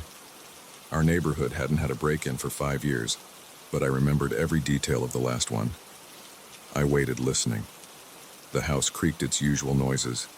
The dishwasher hummed downstairs, nearly finished with its cycle. My wife's side of the bed was empty. She was away at her sister's for the week. A car passed on the street outside, its headlights sweeping across the bedroom ceiling. Then it came again. One soft knock, like someone tapping with their knuckle, trying not to make too much noise. I got up, my bare feet hitting the cold hardwood floor. The digital clock's red numbers cast a dim glow. I grabbed my phone from the nightstand and turned on the flashlight. The beam lit up the hallway as I moved toward the stairs. My throat felt dry. Sweat beaded on my forehead despite the cool air. I touched the banister, feeling the smooth wood under my palm as I descended. Each step creaked slightly under my weight. The kitchen windows were dark rectangles against the walls. Moonlight filtered through the blinds, creating pale stripes on the tile floor. The dishwasher clicked as it entered its final rinse cycle. I approached the back door slowly. My hand shook as I reached for the light switch. Bright fluorescent light flooded the kitchen, momentarily blinding me. I blinked hard. The door had a small window at eye level, its glass divided into 9 squares by white muntins. I stepped closer, my heart hammering against my ribs. My breath came in short gasps. A figure stood motionless on the other side of the door. Their face was turned down, hidden by the brim of a dark baseball cap. They wore a gray hoodie, hands tucked into the front pocket. They didn't move or look up when the light came on. My fingers fumbled with my phone as I tried to dial 911. The phone slipped from my sweaty grip and clattered on the floor. The sound seemed deafening in the quiet house. The figure's head snapped up. I froze. The face behind the glass was young, female. Her skin was pale, almost gray. Dark circles ringed her eyes. A thin line of dried blood ran from her nose down to her chin. She stared at me without blinking. Her lips moved, but I couldn't hear what she was saying through the door. I bent down slowly, keeping my eyes on her, and retrieved my phone. My hands trembled as I unlocked it. She pressed her palm against the glass. Her fingers were dirty, the nails broken and caked with something dark. Her mouth kept moving, forming the same words over and over. I stepped back, my shoulder blades hitting the refrigerator. The magnetic letters spelled out grocery list behind my head. One fell off and hit the floor with a small plastic click. The girl's expression didn't change. She kept mouthing words, her hand still pressed against the window. A car drove by on the street out front, its engine sound rising and falling. I looked down at my phone screen, trying to focus enough to dial. When I looked back up, she had moved closer to the glass. Her breath fogged the pain around her mouth. Now I could read her lips. Please let me in. My throat constricted. I managed to dial 911, my thumb leaving a smear of sweat on the screen. The phone began to ring. She knocked again, 3 soft taps. Her knuckles left smudges on the glass. 911, what's your emergency? The operator's voice seemed too loud in the quiet kitchen. I struggled to keep my voice steady. There's someone at my back door. A girl. She's trying to get in. Is she trying to break in? No, she's just standing there, knocking. She looks hurt. What's your address, sir? I gave them my address, watching as the girl tilted her head slightly. Her eyes never left my face. Officers are on their way. Stay on the line with me. Are all your doors and windows locked? I nodded, then realized the operator couldn't see me. Yes, they're locked. Good. Can you safely move to another room? The girl's free hand emerged from her hoodie pocket. She pressed it against the glass next to the first one. Both palms were scraped and bloody. I don't want to take my eyes off her, I said. That's fine, just stay where you are. Help is coming. Can you describe her? Young, maybe 20, wearing a gray hoodie and a baseball cap. She's hurt. There's blood. The girl's mouth moved again, different words this time. I leaned forward slightly, trying to read her lips. Behind you. Ice shot down my spine. I spun around. The kitchen was empty. The refrigerator hummed. Letters spelled out grocery lie. The final letters had fallen to the floor. Sir, are you still there? I turned back to the door. The girl was gone. She's gone, I told the operator. She just disappeared. Stay where you are. Officers should be there in less than 5 minutes. I pressed my face close to the glass, trying to see into the darkness of the backyard. Motion sensor lights illuminated the deck and part of the lawn. Nothing moved in their harsh glare. A branch scraped against the side of the house. Wind chimes tinkled softly. Do you see her anywhere? The operator asked. No. The yard's empty. Can you see any signs of where she went? I squinted through the glass. The gate to the side yard stood open, swaying slightly in the breeze. I was sure I'd locked it earlier. Something dark dripped down the inside of the window. I stumbled backward. The liquid was thick, nearly black in the fluorescent light. It oozed down the glass, leaving trails like tear tracks. Sir, what's happening? More drops appeared, seeping through the edges of the window frame. They ran down the white paint of the door, collecting in small pools on the tile floor. The smell hit me, metallic and sharp. Blood. I backed away until I hit the kitchen island. My hands gripped the cold granite edge. Red and blue lights flashed through the front windows, reflecting off the kitchen walls. A car door slammed. Officers are there, the operator said. I'm going to disconnect now. They'll knock on your front door. The call ended. I stood in the kitchen, watching the blood drip down the back door. Each drop made a soft pat sound as it hit the growing puddle on the floor. Heavy footsteps approached my front porch. A solid knock echoed through the house. Police, anyone home? My legs felt weak as I walked to the front door. I flipped on the porch light and opened it with shaking hands. 2 officers stood there, hands resting casually on their belts. The younger one held a flashlight. We got a call about someone at your back door, the older officer said. I nodded. Yes, a girl. She was just there, but she disappeared. But now there's... I gestured toward the kitchen. You need to see this. They followed me through the house. Their boots squeaked on the hardwood floors. I stopped at the kitchen entrance and pointed at the back door. The door was clean. No blood, no drips. The window was clear, reflecting the kitchen lights. She was right there, I said. There was blood coming through the window frame. The younger officer walked to the door and shined his flashlight through the glass. Yards clear, gates closed. It was open before. I saw it. The older officer studied my face. Had anything to drink tonight, sir? No, I was sleeping. The knocking woke me up. They checked the door's lock, then walked through the house, flashlight beams sweeping across walls and into corners. They found nothing. No signs of attempted entry, the older officer said. No footprints on the deck. You sure about what you saw? I stood in the kitchen, staring at the clean door and spotless floor. I know what I saw. They left their card, told me to call if anything else happened. I watched through the front window as their patrol car pulled away, red and blue lights cutting through the darkness. The house felt different now. Bigger, emptier. Every shadow seemed deeper. I checked all the doors and windows again. Locked. The back gate was secured with its padlock. The motion lights showed an empty yard. My phone said 3:36 a.m. Too early to call my wife. Too late to call anyone else.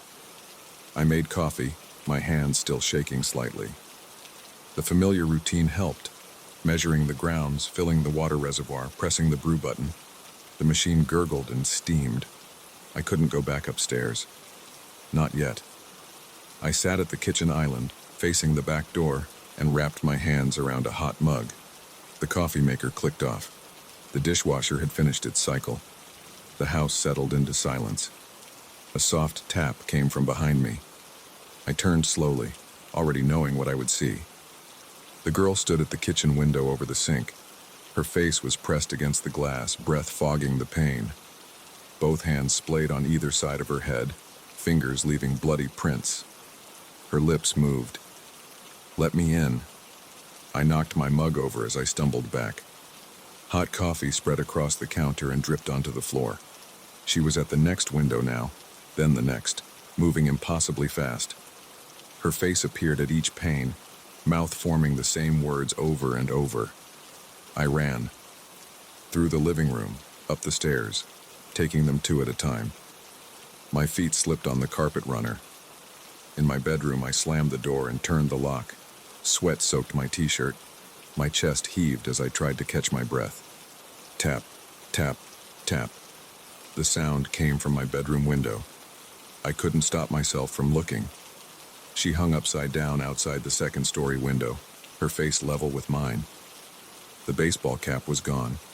Her dark hair hung straight down, swaying slightly. She smiled, showing blood-stained teeth. I ripped the curtains closed and pressed my back against the wall. My heart pounded so hard I could feel it in my throat. The tapping moved around the room, window to window. I couldn't tell if she was actually moving or if the sound was coming from everywhere at once. My phone was still in my hand. I managed to pull up my recent calls through blurred vision. The police dispatcher answered on the first ring. "She's back," I gasped. "She's outside my windows, second floor. Units are already on their way," the dispatcher said. "Stay on the line." The tapping stopped. Silence pressed against my ears. I heard my own ragged breathing, the blood rushing in my temples. "Hello?" The voice came from right outside my bedroom door. Young. Female. Slightly muffled. "I can come in now." The doorknob slowly began to turn. I lunged forward and grabbed it, holding it in place. The metal was ice cold under my palm. "Officers are 3 minutes out," the dispatcher said. The door shuddered as something hit it from the other side. The frame creaked. Another impact. Harder. The door bucked in its frame. I braced my shoulder against it, feet sliding on the carpet. The doorknob burned cold in my grip. Bang. The door shook so hard my teeth rattled. 1 minute out, the dispatcher said. "Help is almost there." Something wet seeped under the door, soaking into the carpet. Dark liquid spread across the white fibers. The doorknob went still in my hand. Silence again. Red and blue lights strobed through the curtains. Car doors slammed outside. I kept my weight against the door, listening. Nothing. Heavy footsteps pounded up the stairs. "Police, where are you?" "Here," my voice cracked. "Bedroom." "Step away from the door, sir." I released the doorknob and moved back. My hand was stiff from gripping it. The door burst open. 2 officers entered, guns drawn. Different ones from before. They cleared the room, checked the windows, looked in the closet and bathroom. Found nothing. I pointed at the carpet. Blood. There was blood coming under the door. The carpet was clean, dry, no stains. One officer radioed for paramedics to check me out. The other asked questions I could barely focus on. Had I been under unusual stress? Taking any medications? When did I last sleep? The paramedics found my blood pressure high, pulse elevated, everything else normal. They suggested I go to the hospital. I refused. The police searched the entire house again. No signs of intrusion. No blood. No evidence anyone had been there. They left as dawn began to lighten the sky. I sat on my bed watching the shadows fade. My wife called at 7:30, her usual morning check-in. "Everything okay?" she asked. "You sound strange." I stared at the back door through my bedroom window. Normal, clean, closed. "Fine," I said. "Everything's fine. When are you coming home?" "Tomorrow night, like we planned. Sure you're okay?" The sun lit up the kitchen windows downstairs. No faces, no bloody handprints. Just tired. Didn't sleep well. We said goodbye. I kept watching the door. The morning passed. I didn't sleep. Couldn't sleep. At noon, my phone buzzed with a text from an unknown number. "Thank you for letting me in." I dropped the phone. It bounced on the carpet. Another text came through. "See you tonight." I'm writing this now, sitting in my car in a parking lot across town. The sun is setting. Soon it will be dark. I don't know if I imagined everything. The doctors at the urgent care clinic found nothing wrong with me. No drugs in my system. No sign of mental illness. But I know I can't go home tonight. My phone buzzes. A new text. "I followed you." I look in the rearview mirror. She's in the back seat. She smiles with blood-stained teeth. "Let me in," she says, but she's already here.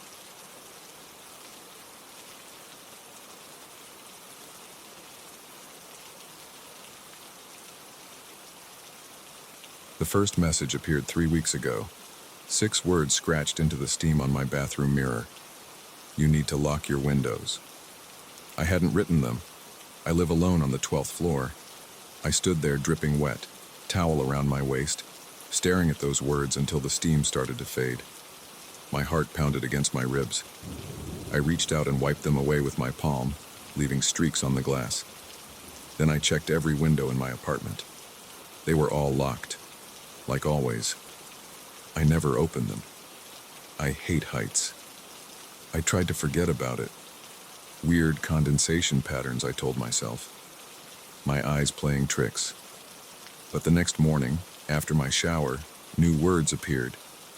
"They're watching you through the building across the street." I live in downtown Chicago, in one of those steel and glass apartment towers. My bathroom window faces another identical building about 50 yards away.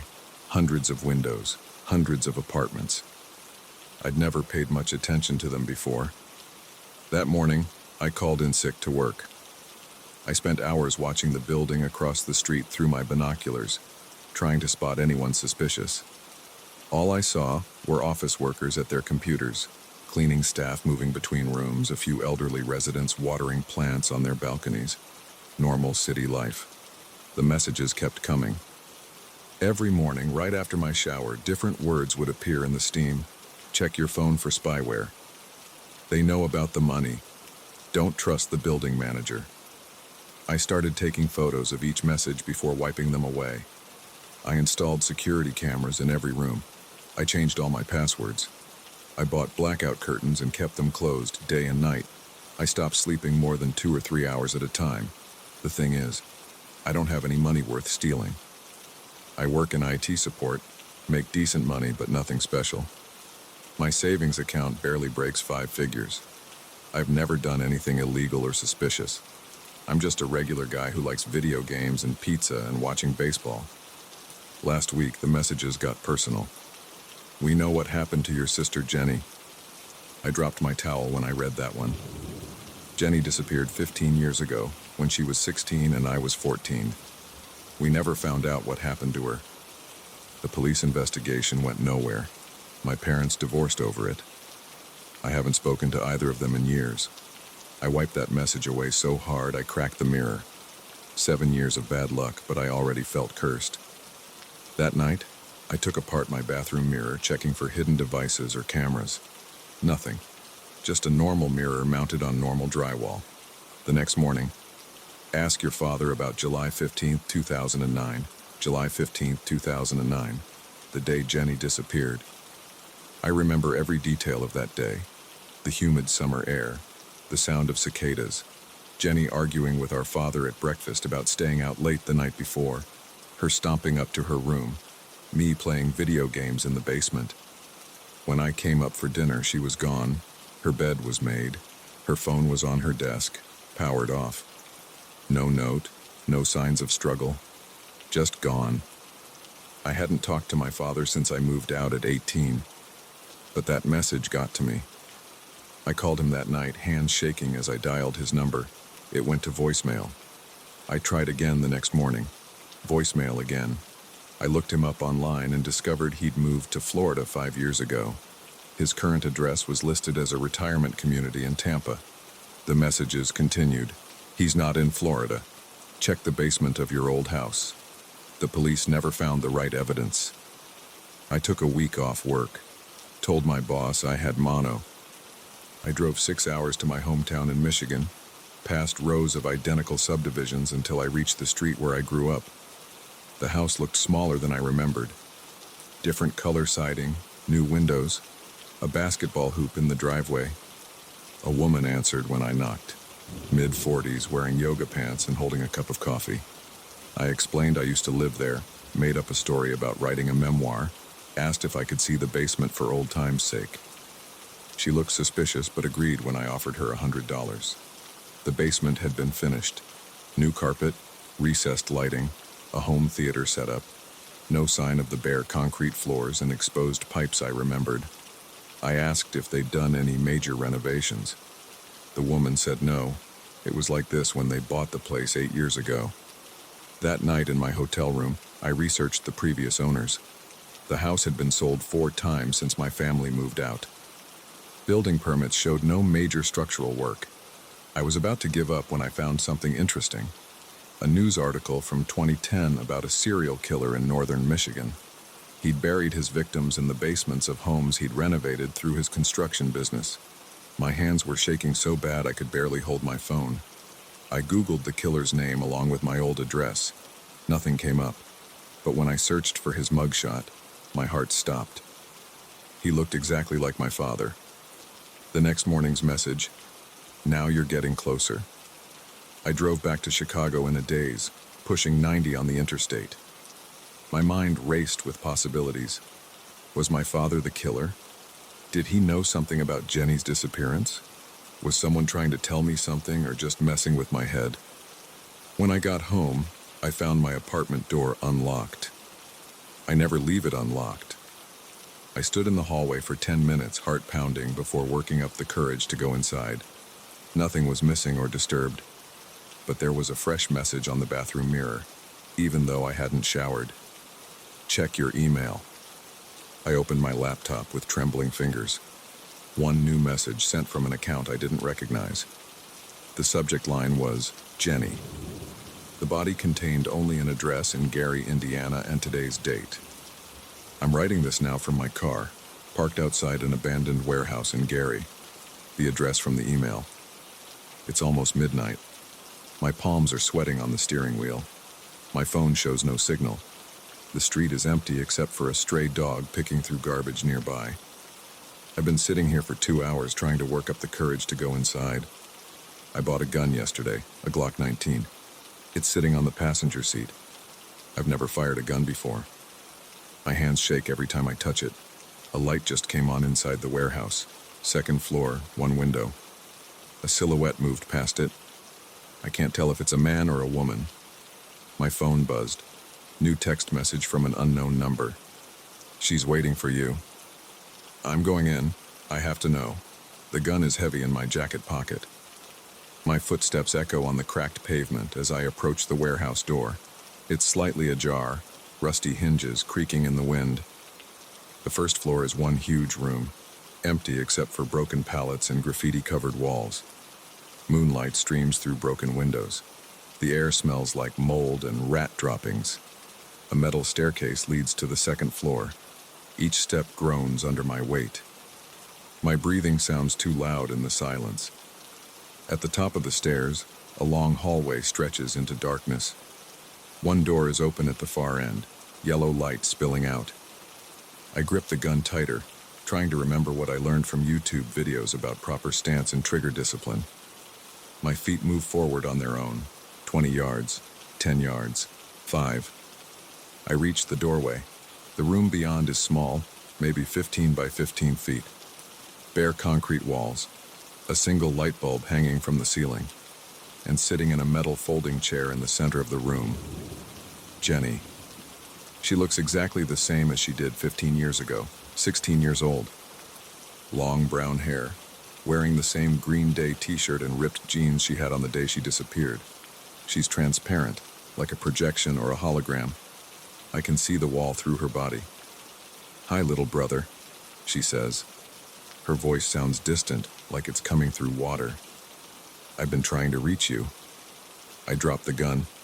It clatters on the concrete floor. My legs give out and I sit down hard, staring at my sister's ghost. "How? What?" I can't form complete sentences. "I'm sorry about the messages," she says. "I had to get your attention somehow. It took me years to learn how to manipulate physical objects. The mirror was easiest. Water vapor is close to my state of being. Are you dead?" My voice cracks on the last word. She nods. "Since that day, July 15th, 2009. "Dad?" Another nod. "He's buried 6 other girls in basements across Michigan. The police never connected the cases because he used different construction companies each time, different names. He's smart. Careful. Where is he now?" "Not in Florida," Jenny says. "He's in Detroit, still working construction, still hunting." My hands are shaking so bad I have to sit on them. "Why didn't you tell me sooner?" "I tried. For years. But it's hard to break through to the physical world. It takes so much energy. And I had to wait until you were ready to believe." "What do you want me to do?"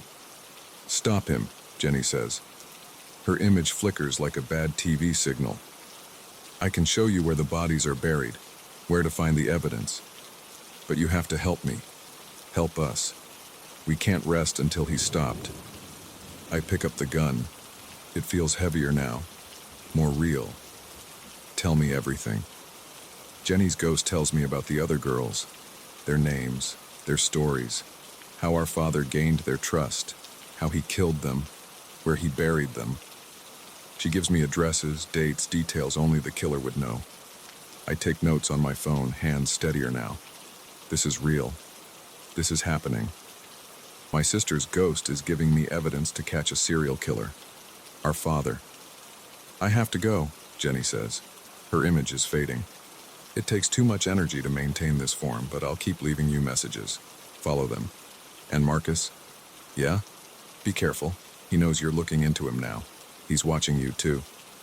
She disappears, leaving me alone in the empty room. I sit there until dawn, gun in my lap, thinking about what comes next. About justice and revenge and family secrets. About a teenage girl frozen in time trying to reach through the veil to expose a monster. When I get home, there's a new message on my mirror, even though I haven't showered. "It begins now." I wipe it away and start packing. I have addresses to check, evidence to gather, a father to find. And somewhere in Michigan, 6 families who deserve to know what happened to their daughters. The next message will come tomorrow, and the next, and the next, until this is finished. Until Jenny can rest. Until they all can rest. I check my gun, making sure it's loaded. Outside my window, the city is waking up. Traffic noise filters up 12 stories. The sun reflects off the building across the street. Hundreds of windows staring back at me like empty eyes. Somewhere out there, my father is watching. Waiting. But he's not the only one watching anymore. And thanks to Jenny, I finally know where to look. The hunt begins today. And this time, the prey doesn't know he's being hunted.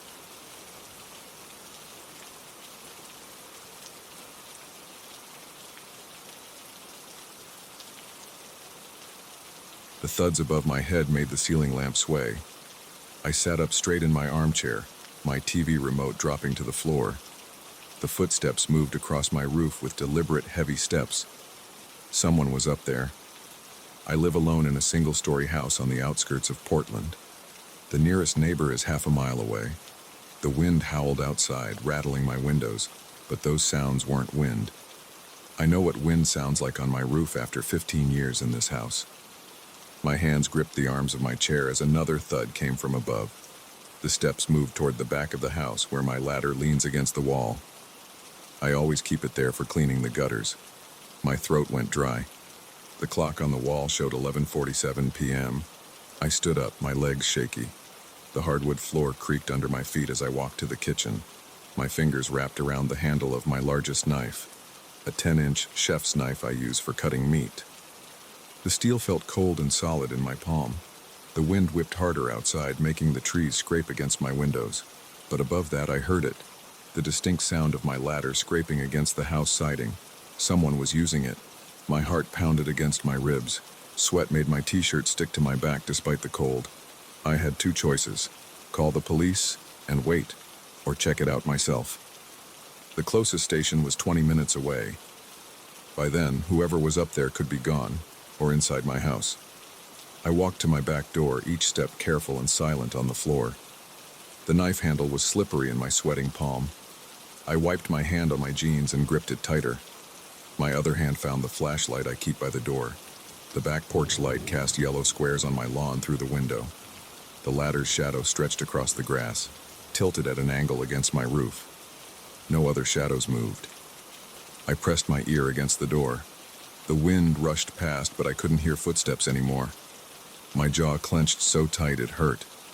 I turned the deadbolt slowly, trying to minimize the click. The door hinges squeaked as I pulled it open. I'd been meaning to oil them for months. Cold air hit my face. The wind yanked at my clothes and hair. Fallen leaves skittered across my porch. I swept the flashlight beam across my backyard. Empty. The beam traced up the ladder to the edge of my roof. Also empty.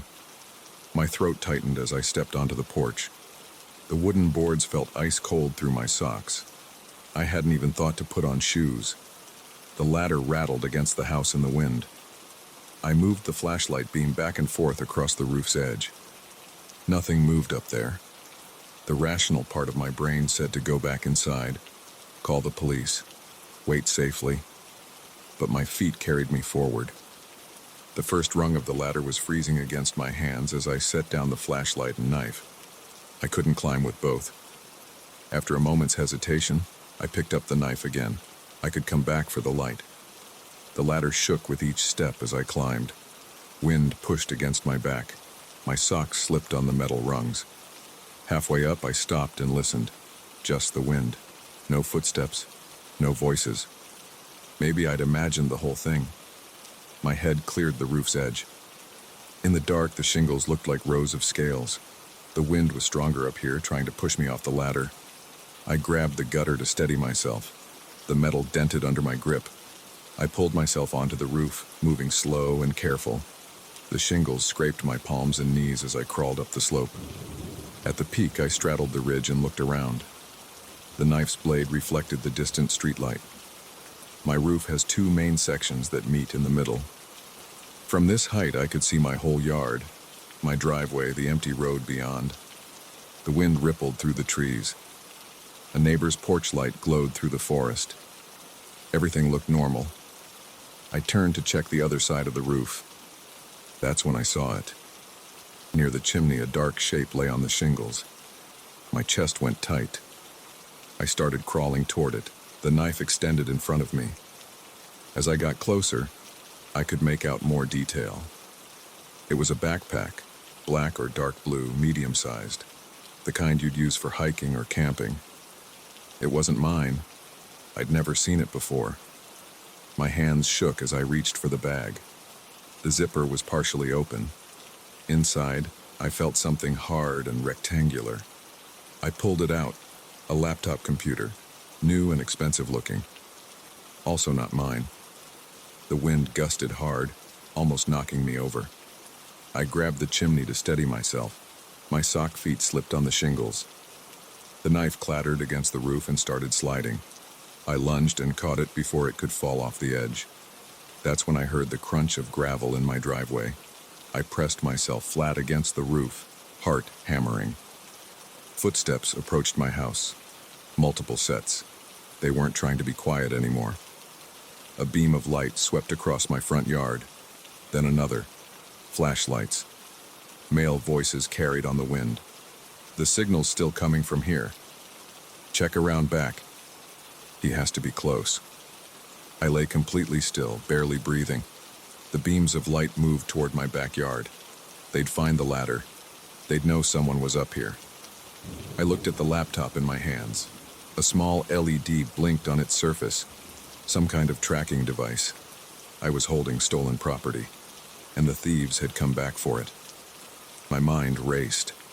I could try to climb down the far side of the roof, maybe jump to the ground. But they'd hear me. I could call 911, but my phone was inside. I could throw the laptop into the woods, but the tracker would lead them there. The voices grew closer. Their flashlights illuminated my ladder. Up there. Someone's been up there. Watch the front. He might try to run. Heavy footsteps on my back porch. The ladder rattled. They were climbing up. I made my decision. Moving as quietly as possible, I crawled to the other side of the chimney. The laptop went into the backpack. I hugged both close to my chest along with the knife. A head appeared over the roof's edge. A flashlight beam cut through the darkness. I held my breath. Nothing here, the man called down. Wait, there's something by the chimney. The beam moved closer. I pressed harder against the bricks. Another man climbed onto the roof. Spread out, check everywhere. Their footsteps crunched on the shingles, getting closer. The wind covered some of the sound, but not enough. My palms were sweating again. The knife felt slick in my grip. A beam of light passed inches from my shoes. I pulled my feet in tighter. Hey, one of them shouted. He'd seen me. I exploded into motion. Launching away from the chimney, I sprinted down the slope of the roof. Their shouts followed me. Flashlight beams swung wild. The shingles tore at my socks. The roof edge approached fast, too fast. I couldn't stop.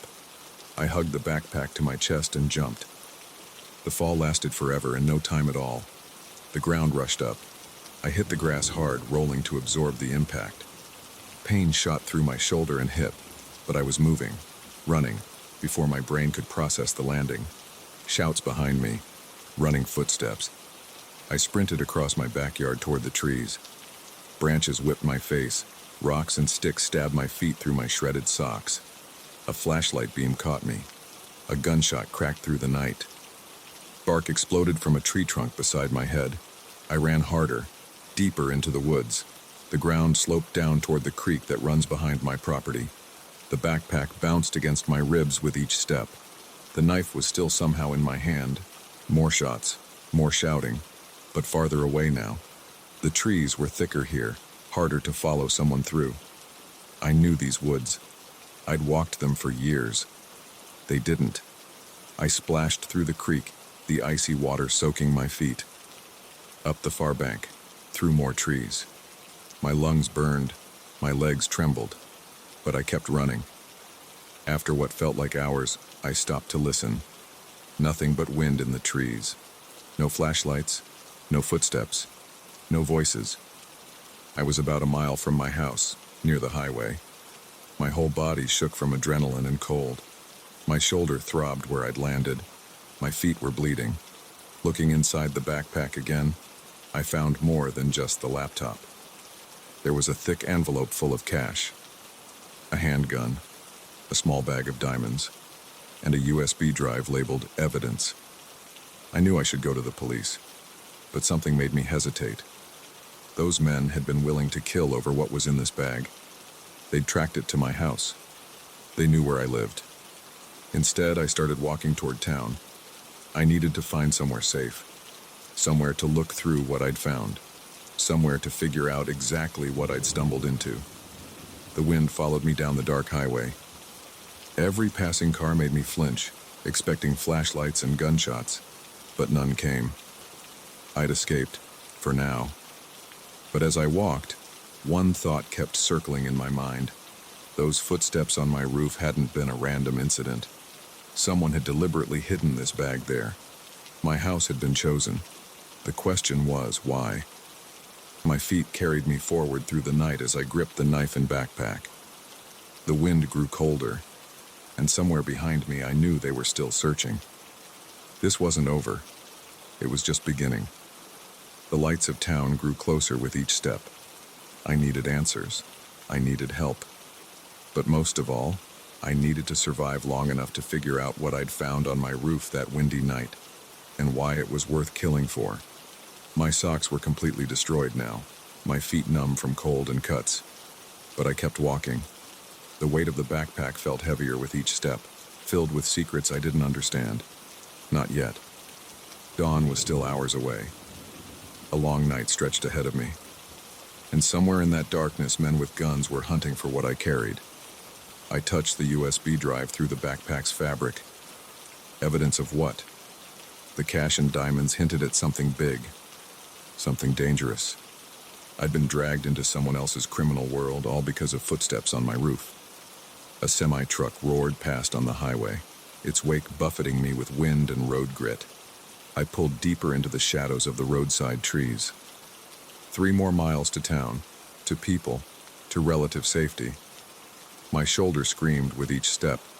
The fall from the roof had done more damage than adrenaline initially let me feel. But I couldn't stop. Not yet. Not until I found somewhere secure. I thought of my house now probably being torn apart by those men as they searched. Everything I owned was there. My whole life. Would anything be left when I finally returned? If I returned. That thought sent a chill through me deeper than the wind. I'd seen their faces in the flashlight beams. They'd seen mine. This wasn't the kind of situation that ended with everyone walking away. The knife was heavy in my hand, the handle warm from my grip. I'd never used a weapon against another person. Never thought I would. But tonight had changed things. Tonight had changed me. Another mile down. 2 to go.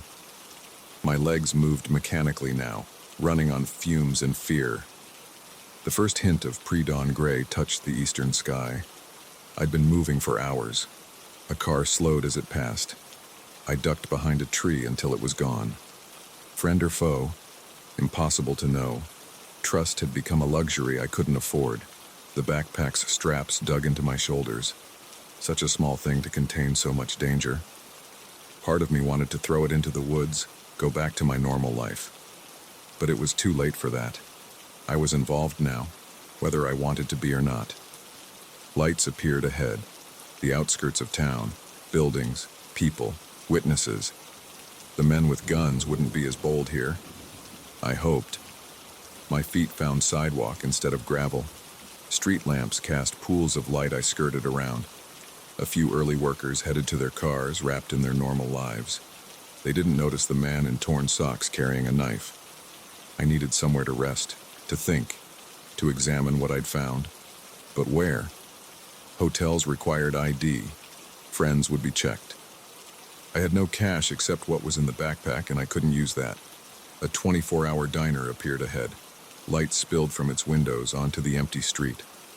Warmth, coffee, a chance to plan my next move. I stashed the knife and backpack behind a dumpster in the alley. Couldn't walk in carrying those. My reflection in the diner's window showed a wild-eyed man with leaves in his hair and dirt on his face. I did my best to brush off. The bell chimed as I entered. An elderly waitress looked up from wiping tables. Her eyes widened slightly at my appearance, but she just gestured toward the counter. Coffee? I nodded, sinking onto a stool. The vinyl cover crackled under me. She poured a cup, steam rising. Rough night? You could say that. My hands shook as I lifted the mug. The coffee burned my tongue, but I didn't care. Heat spread through my chest. What now? The question pressed down on me like a physical weight. I couldn't go home. Couldn't go to friends. Couldn't trust the police until I knew what was on that USB drive. The waitress's TV played a morning news show. I stared at it without seeing, my mind spinning through options. Each one seemed worse than the last. Dawn crept over the town outside. Another day beginning. People heading to work, to school, to their normal lives. While I sat in a diner with stolen evidence and killers on my trail, all because of footsteps on my roof on a windy night. Funny how fast a normal life can shatter, how quickly everything can change. I ordered more coffee and tried to think. The day stretched ahead, full of dangers I couldn't yet see. But I was alive. I had what they wanted, and somehow I had to find a way forward. The coffee grew cold in my cup. Outside, the town woke up around me, and somewhere out there, men with guns were watching, waiting, searching. This was my life now, at least until I figured out what was on that USB drive. Until I understood why my house had been chosen. Until I found a way out of this mess. But first, I needed new socks. The waitress was starting to stare at my bloody feet. One step at a time. That's all I could manage right now. One step at a time.